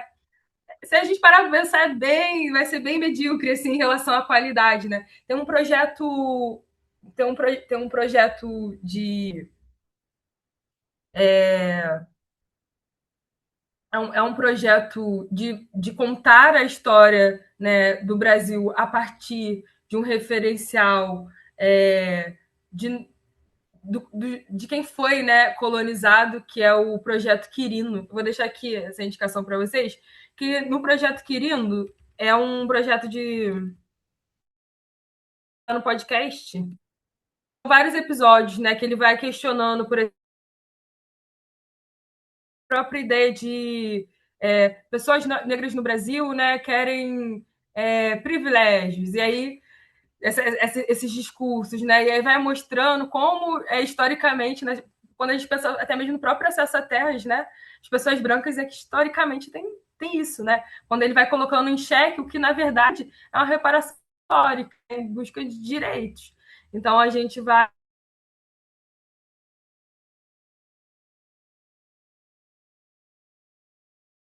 fazendo esse movimento que eu acho que é bem bacana e vai trazendo em diversos âmbitos da sociedade, vai trazendo essa leitura, questionando diversos processos históricos no território brasileiro e contando essa história a partir de uma outra perspectiva.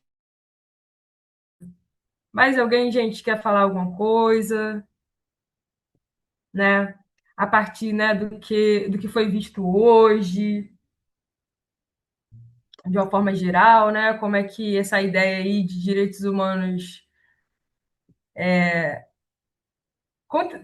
de mesmo questionar, né, esses direitos humanos, essa cidadania, né, de como a interseccionalidade ela pode contribuir para a gente poder ter uma visão mais crítica, né, e essa ideia de algo, né, de valorizar uma única experiência, compreender as diversas experiências e como elas vão ser marcadas, né, por esse sistema de opressão.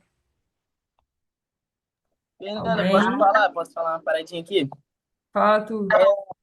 Eu vi a parada, né, da Ebony, pá, essa parada de criação e de música. E como eu sou artista e faço música, acaba que a gente tem que como que fala? A gente tem que saber como que a indústria funciona, sabe? E tipo assim, é uma merda, porque a indústria é muito suja. Isso é um fato, é muito suja, muito suja, muito suja. Porque você depende muito, cara, da questão, tipo assim, da sua pele, do seu cabelo. Hoje em dia, beleza, que, graças a Deus, tá uma parada que, como o Luiz já falou, tipo, ser preto tá na moda. Mas é uma parada que, cara, até antes era que nem o que aconteceu com o Vini Júnior, pô. Beleza, que é um caso totalmente diferente, oposto, né?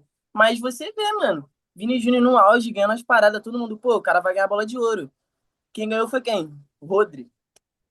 Branquelão, não jogou nada, não fez nada. E o cara ganhou só por ele ser branco, e todo mundo sabe disso. Entendeu? Infelizmente, porque o pessoal que, vamos botar assim, o pessoal que é cargo alto, que é uma parada, tipo assim, que lá, tipo assim, vamos supor, que tá lá pra ver, ele vai ver, tipo assim, pô, preto, favelado, vir lá de baixo, entendeu? E não vai querer, tipo, apoiar, não vai querer abraçar, vai querer ou o filho de alguém que é muito pica, que tem um dinheiro, que tem um cargo, sabe? E infelizmente é sim, infelizmente, entendeu? E a gente sabe disso.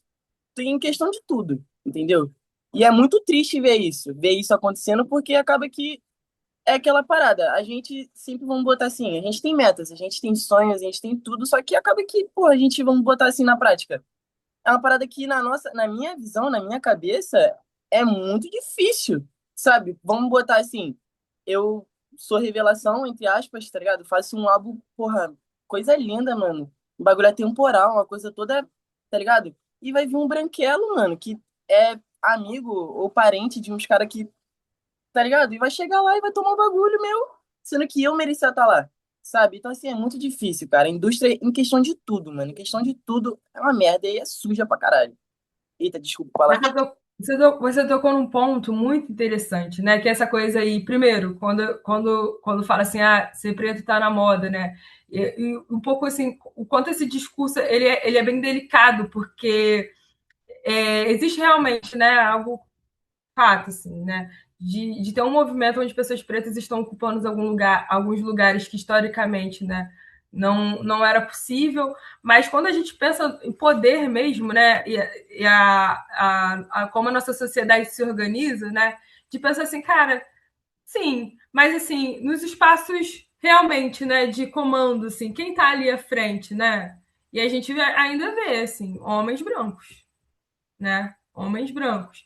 Então, até mesmo de aprofundar um pouco, olhar para isso, né? De pensar assim, poxa, porque é isso, assim, demorou 8 anos, mas por que foi agora, né? Quem lucra com esse movimento aí, né? Por que foi interessante colocar agora? Será que realmente pensando, né, como essa artista ela pode se beneficiar?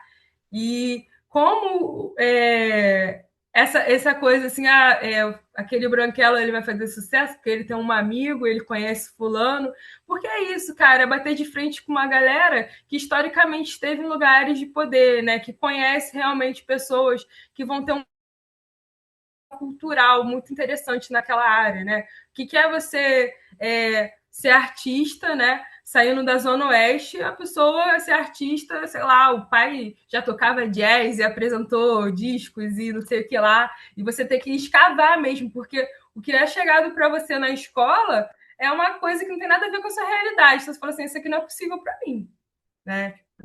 Isso não é possível para mim. Eu acho que aquela máxima, né? Você chegar para sua mãe e você falar assim, ó, eu vou ver de música. E aí, como é que vai ser essa parada? Como é que você vai fazer? Você não faz um curso técnico, sei lá, uma faculdade de. Faz um preparatório militar, tá ligado? Uma coisa que. Porque é isso, porque essas são coisas que a gente está batendo de frente com uma galera que sabe o que é ter esses que tem que a sua humanidade, os direitos humanos garantidos, né? Que tem um acúmulo ali de capital, pensando em dinheiro, mas o capital cultural, que consegue ter acesso a uma vida com dignidade, educação, saúde, que vai ter esse tempo, né? Que essa liberdade de ir e vir para a gente vai ser muito atravessada por um tempo muito específico, né? Um trajeto que poderia acontecer em 50 minutos, mas vai demorar quase 2 horas. E aí, como é que a gente pensa assim? Né? Essa. Pode falar, Eros.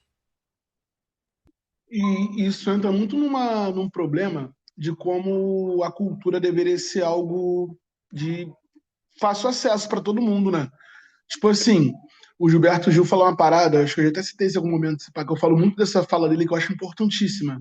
quando ele era ministro da Cultura, que ele fala sobre a cultura ser algo ordinária, tipo, ser algo como arroz e feijão, com que você consome. E eu acho que a ausência desse nosso costume, nosso contato com o que é a cultura em si, traz até alvos errados para a gente, em tentar se posicionar, se defender, em procurar realmente, às vezes, se sentir identificado ou poder externar sua revolta. Um exemplo que eu vejo muito, muito doido disso é de alguém que tem cultura, por exemplo, tem acesso à cultura desde sempre.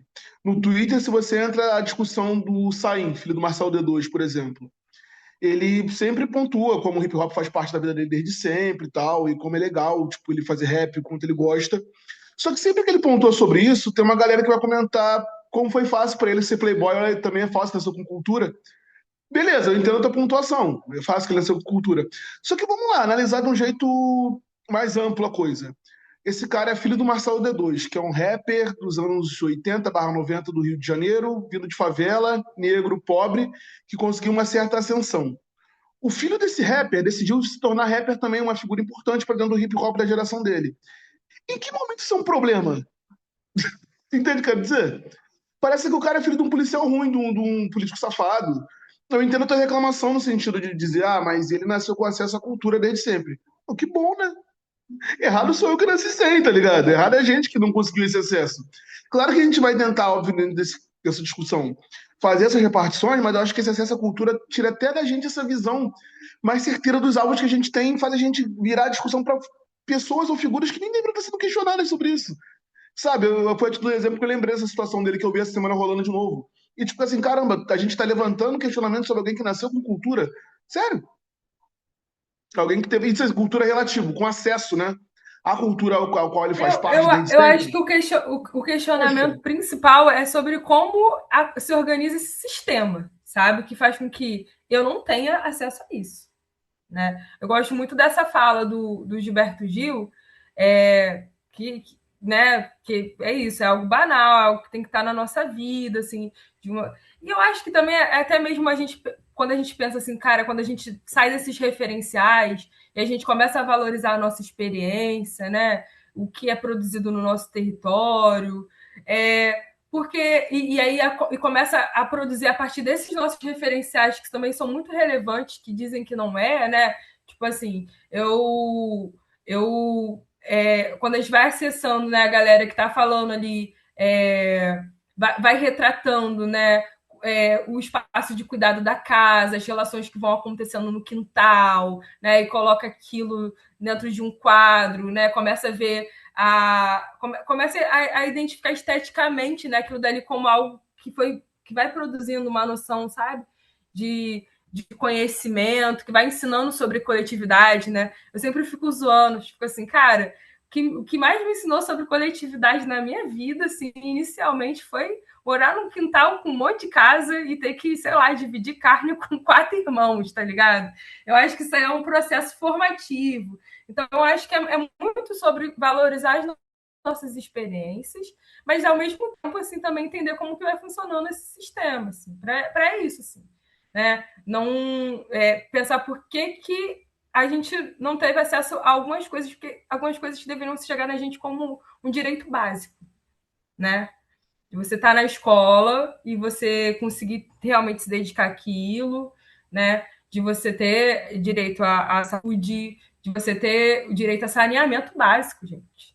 Assim, coisa básica, né? Então é um pouco também sobre isso. Tinha uma outra coisa que eu ia falar que na hora me fugiu, mas enfim. Sobre isso também ser um espaço de disputa, né? O tempo inteiro, porque falando sobre moda, né? O lifestyle genérico de uma forma geral, né? Aquela coisa do. Como é que eu posso dizer, né? Aquela estética, né? De favela está sendo colocando num ponto assim de glamour, assim, né?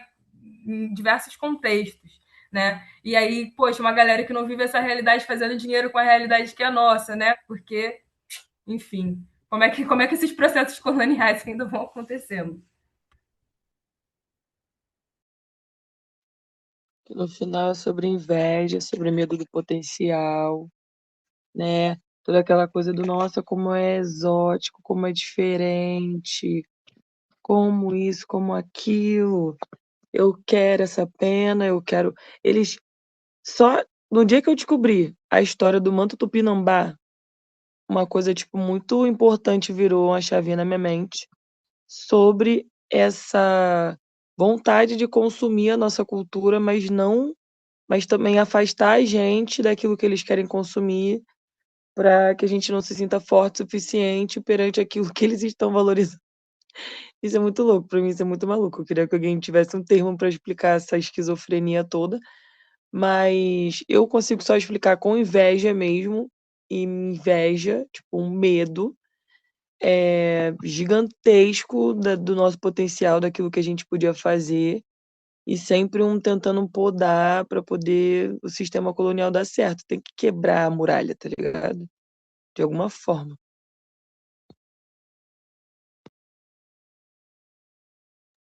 Eu concordo com você que é um medo, uma inveja. Eu lembro de uma passagem de um livro, né, que é o Memórias da Plantação da Grada Quilomba, que fala que, pô, o cara chega nas nossas, chega numa terra que não é dele, né, se aposta de uma terra que não é dele, começa uma plantação ali de cana, e aí o cara rouba o tempo inteiro, cara. O cara rouba o tempo inteiro.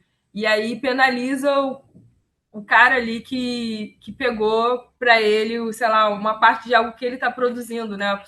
Uma pessoa ali que estava trabalhando numa condição.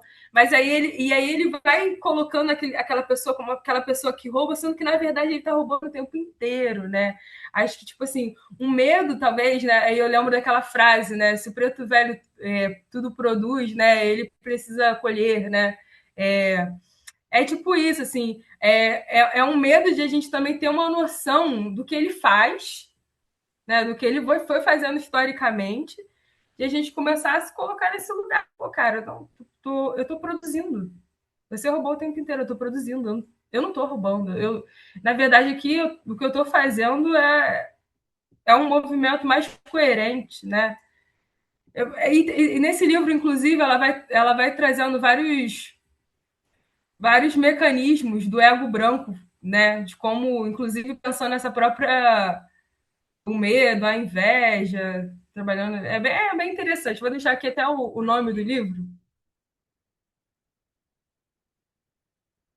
que ela vai explicando psicologicamente esse processo aí. Mais alguém, gente? Alguém quer falar?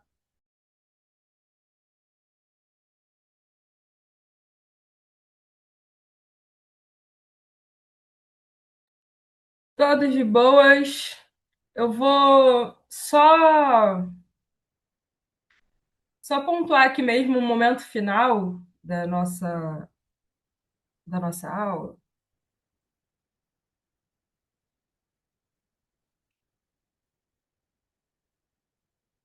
que é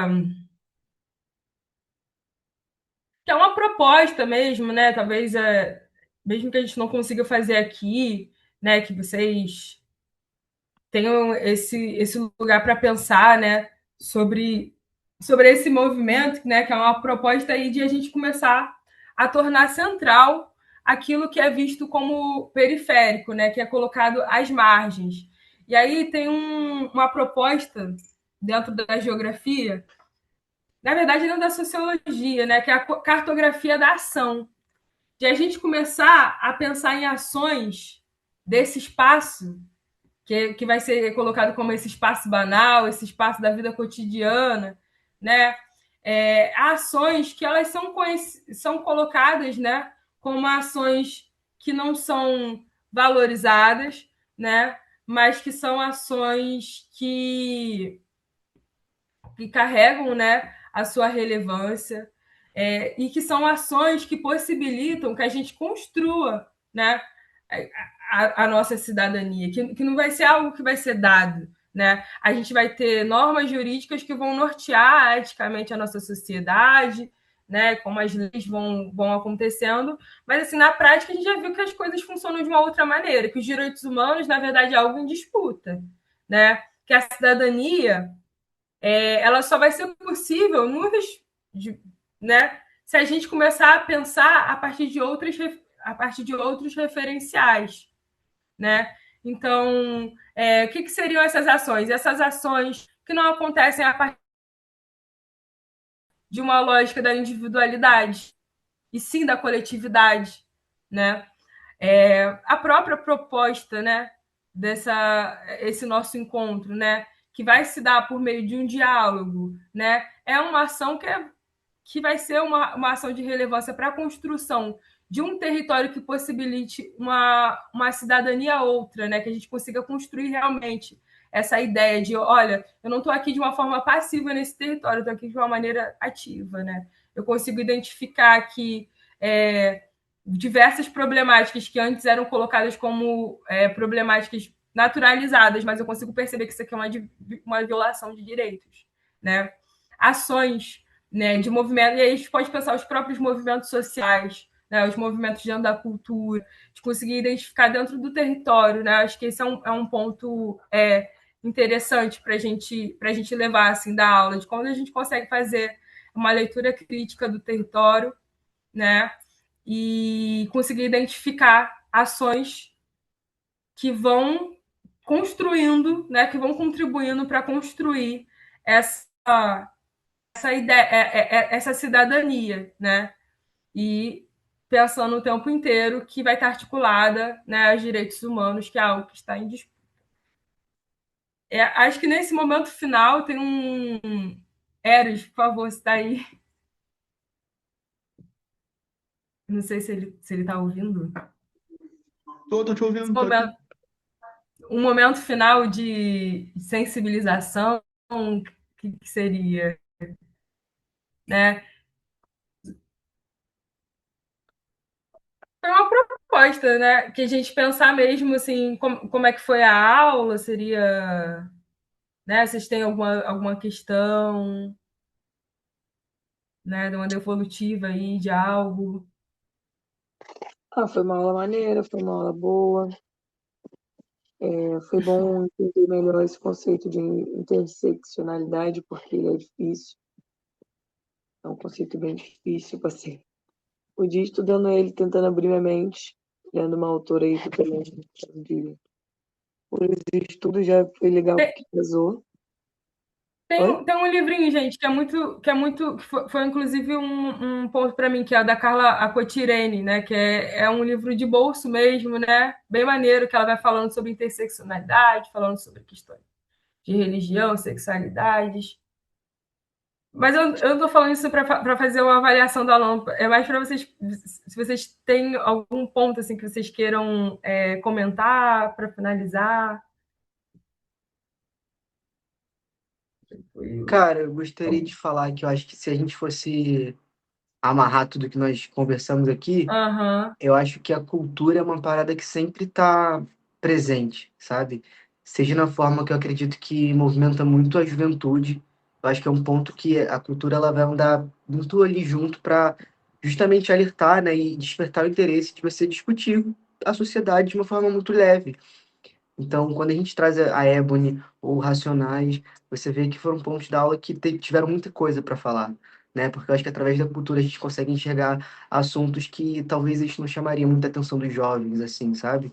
Então, quando a gente pensa em ações, eu poderia dizer que investir na cultura, mesmo que de forma pequena, é um bom caminho, sabe? De dentro do território você reconhecer a carência ou a necessidade de certos equipamentos culturais, né? Onde nesses espaços a gente vai poder trazer esses assuntos de forma realmente para questionar, sabe? Então acho que e enfim a gente já vai faz outro ligamento com a fala do Gil sobre a cultura ser uma parada ordinária. Enfim, eu fiquei pensando assim, fiquei muito mais escutando a aula de hoje e sempre prestando atenção que a cultura era um ponto que voltava muito, sabe? Eu acredito muito que a cultura tem que ser para todo mundo, que é uma ferramenta muito forte, potente, assim, quanto a questão de desenvolver a sociedade mesmo, sabe? Bacana. Mais alguém? E quando eu falo sobre essas ações, gente, é de vocês conseguirem identificar mesmo, né? Porque, por exemplo, as próprias rodas de rap, né, que acontecem, né? as batalhas, os islãs, né?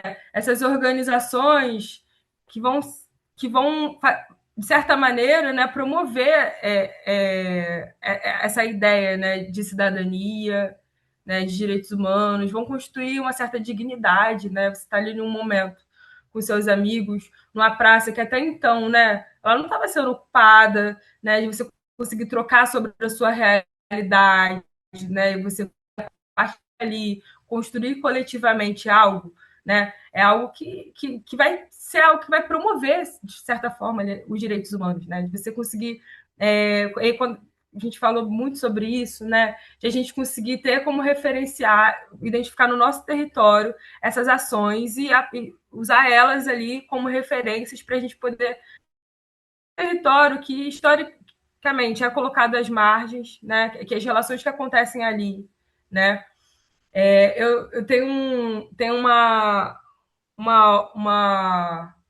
fala, assim, né, que é até uma obra, né, que é assim, geralmente as pessoas falam que o sonho é morar onde, né?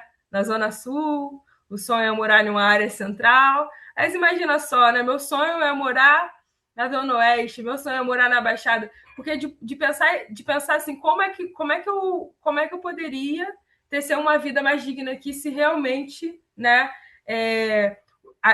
os movimentos que acontecessem aqui estivessem sendo colocados em outro lugar, né? Se aqui tivesse infraestrutura e possibilidade de uma cidade que eu consiga realmente ter direito a ela, né? Ter direito à cidade é mais do que você conseguir pegar um transporte, né, com qualidade, acessar um espaço, né? É você conseguir pensar realmente numa cidade que vai estar adequada aos seus desejos, né? De uma cidade que você consegue coletivamente debater sobre o que está rolando ali, né? E de construir mesmo espaços a partir disso, com outras lógicas. Então, acho que seria muito por aí, né? De pensar, caraca, o que está rolando aqui que é interessante, como é que eu posso somar, né? Onde tem tal coisa, de conseguir valorizar mesmo, né? O território a partir de outros referenciais, tomar o que é periférico como central. É por aí.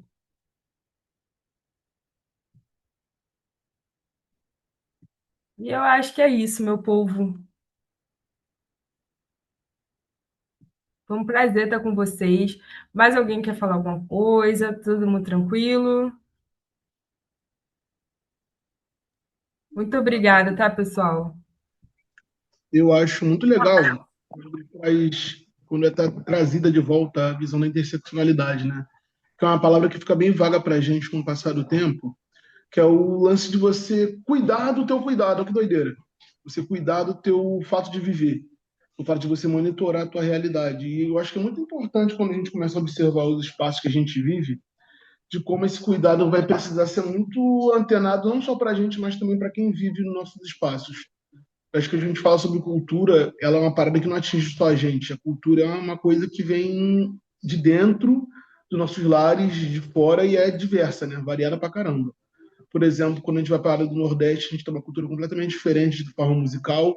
Aqui no Sudeste é outra, no Sul é outra, tá ligado? Mas eu acho que dentro dessas casinhas que existem do que é a cultura em si, a definição dela fica meio vaga para alguns, eu acho que essa diversidade que abraça. Quando a gente fala muito sobre o Brasil, e quando, voltando de novo naquela fala do Gil, ele vai estar trazendo muitos retratos de Brasis, sabe? Vários Brasis diferentes. Por exemplo, eu estava vendo um livro didático uns tempos atrás, que eu adoro esses livros didáticos com teor infantil, assim, que no final tem uma baita de uma lição maneira pra caramba pra gente aprender, que era sobre quando uma das primeiras constituições do Brasil, a Constituição de 88, se não me engano, estava sendo feita. Um cartografista, ele estava ali fazendo as funções dele ali e tal, para definir o que eram esses direitos que o Brasil necessitava. Só que definir o direito que o Brasil necessita é muito vago, de forma direta, porque como são vários Brasis, né, são várias camadas, várias sociedades, várias formas de construir.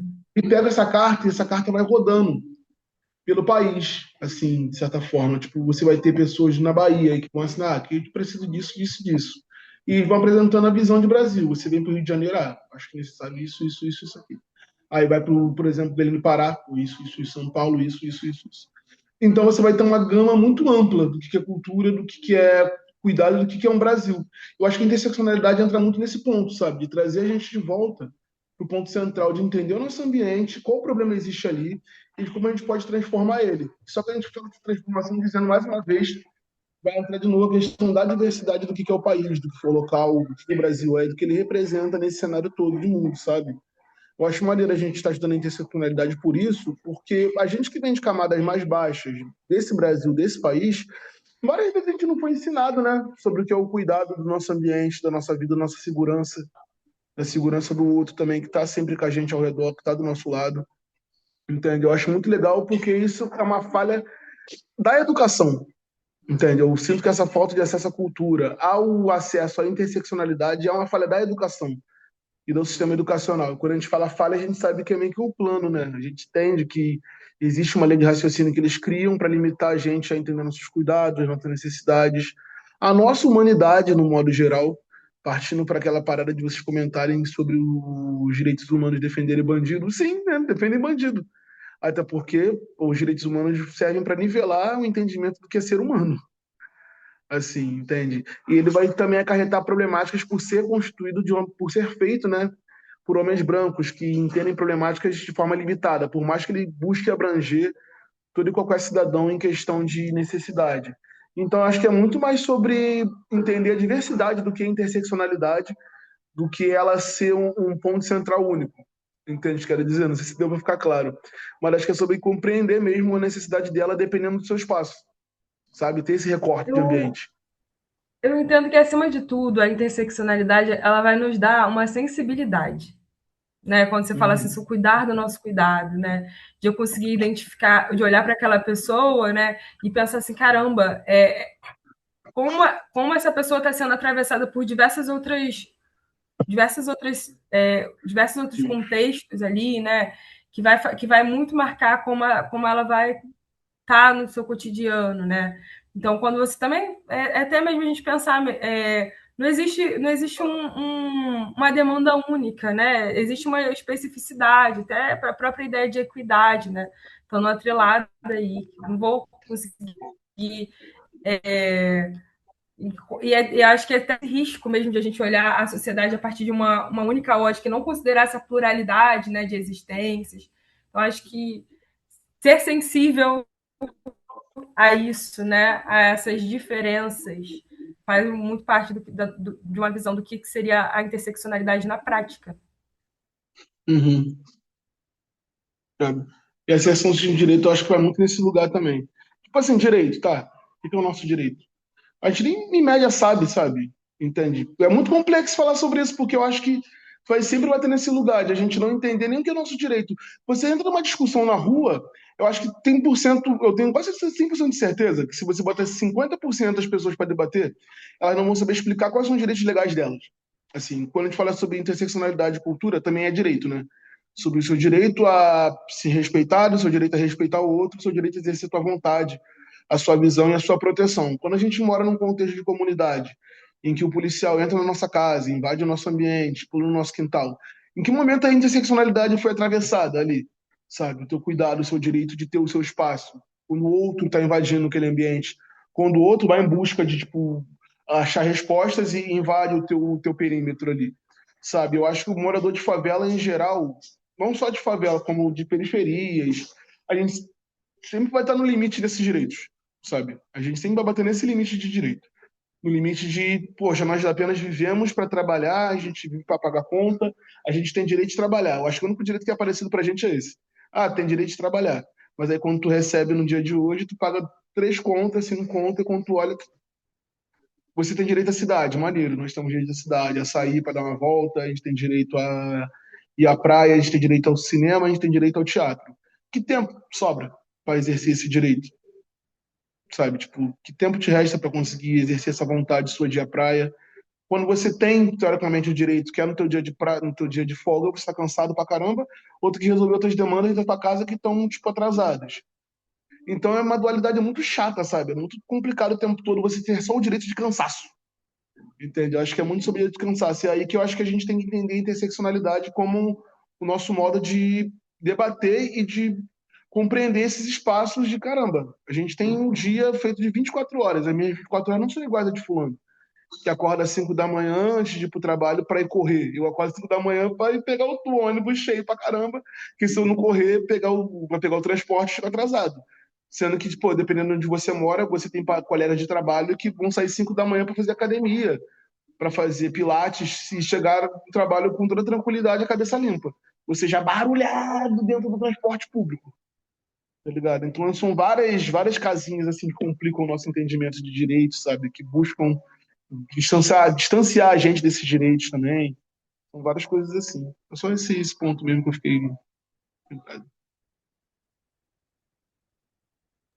É bem interessante, né? Um cuidado com o outro, um cuidado com a gente, né, cara? Uhum. A gente, o que às vezes a gente é um ponto, né? A gente se cobra tanto sobre diversas paradas, mas é isso. O nosso tempo, por mais que as coisas estejam acontecendo muito rapidamente, né? Celular, fluxo de informação, mas assim continua demorando 2 horas para chegar no centro da cidade. Pô, tá ligado? É bizarro, assim. Acho que é isso, gente. Não é algo dado, é algo em disputa, né? É, entender, né? Fazer essa leitura da sociedade, é fazer uma leitura também sobre a nossa vida, né? De como a gente está inserido nessa dinâmica, como a gente é atravessado, né? Por esse processo histórico, o lugar que a gente ocupa realmente, né? De certa maneira, em alguns momentos, vai estar definindo dentro dessa sociedade nosso valor, né, de acordo com as nossas possibilidades, mas também é um movimento, né, que é de ir contra esse fluxo, né, que eu acho que é um caminho de a gente pensar mesmo a resistência frente a isso, né, como a gente pode lá, poxa, a gente pode trabalhar, mas enfim, o que a gente pode em lazer, né, de uma forma assim, fortalecer talvez uma ação que aconteça próximo, né, no seu bairro, né, se articular aí pensando o pequeno. Eu acho que é isso. Tudo certo, pessoal? Obrigado, Fernanda, pela aula de hoje, mano. Foi Obrigada a legal, foi vocês, muito gente. maneira. Pô, Fernanda, tu tá no computador, né?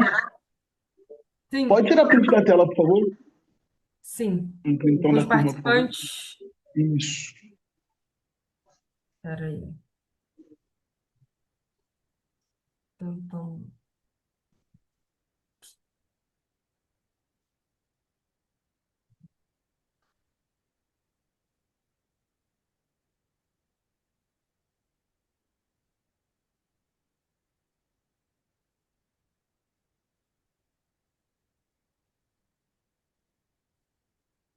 Foi? espera aí, só Travado pra caralho. rapidinho.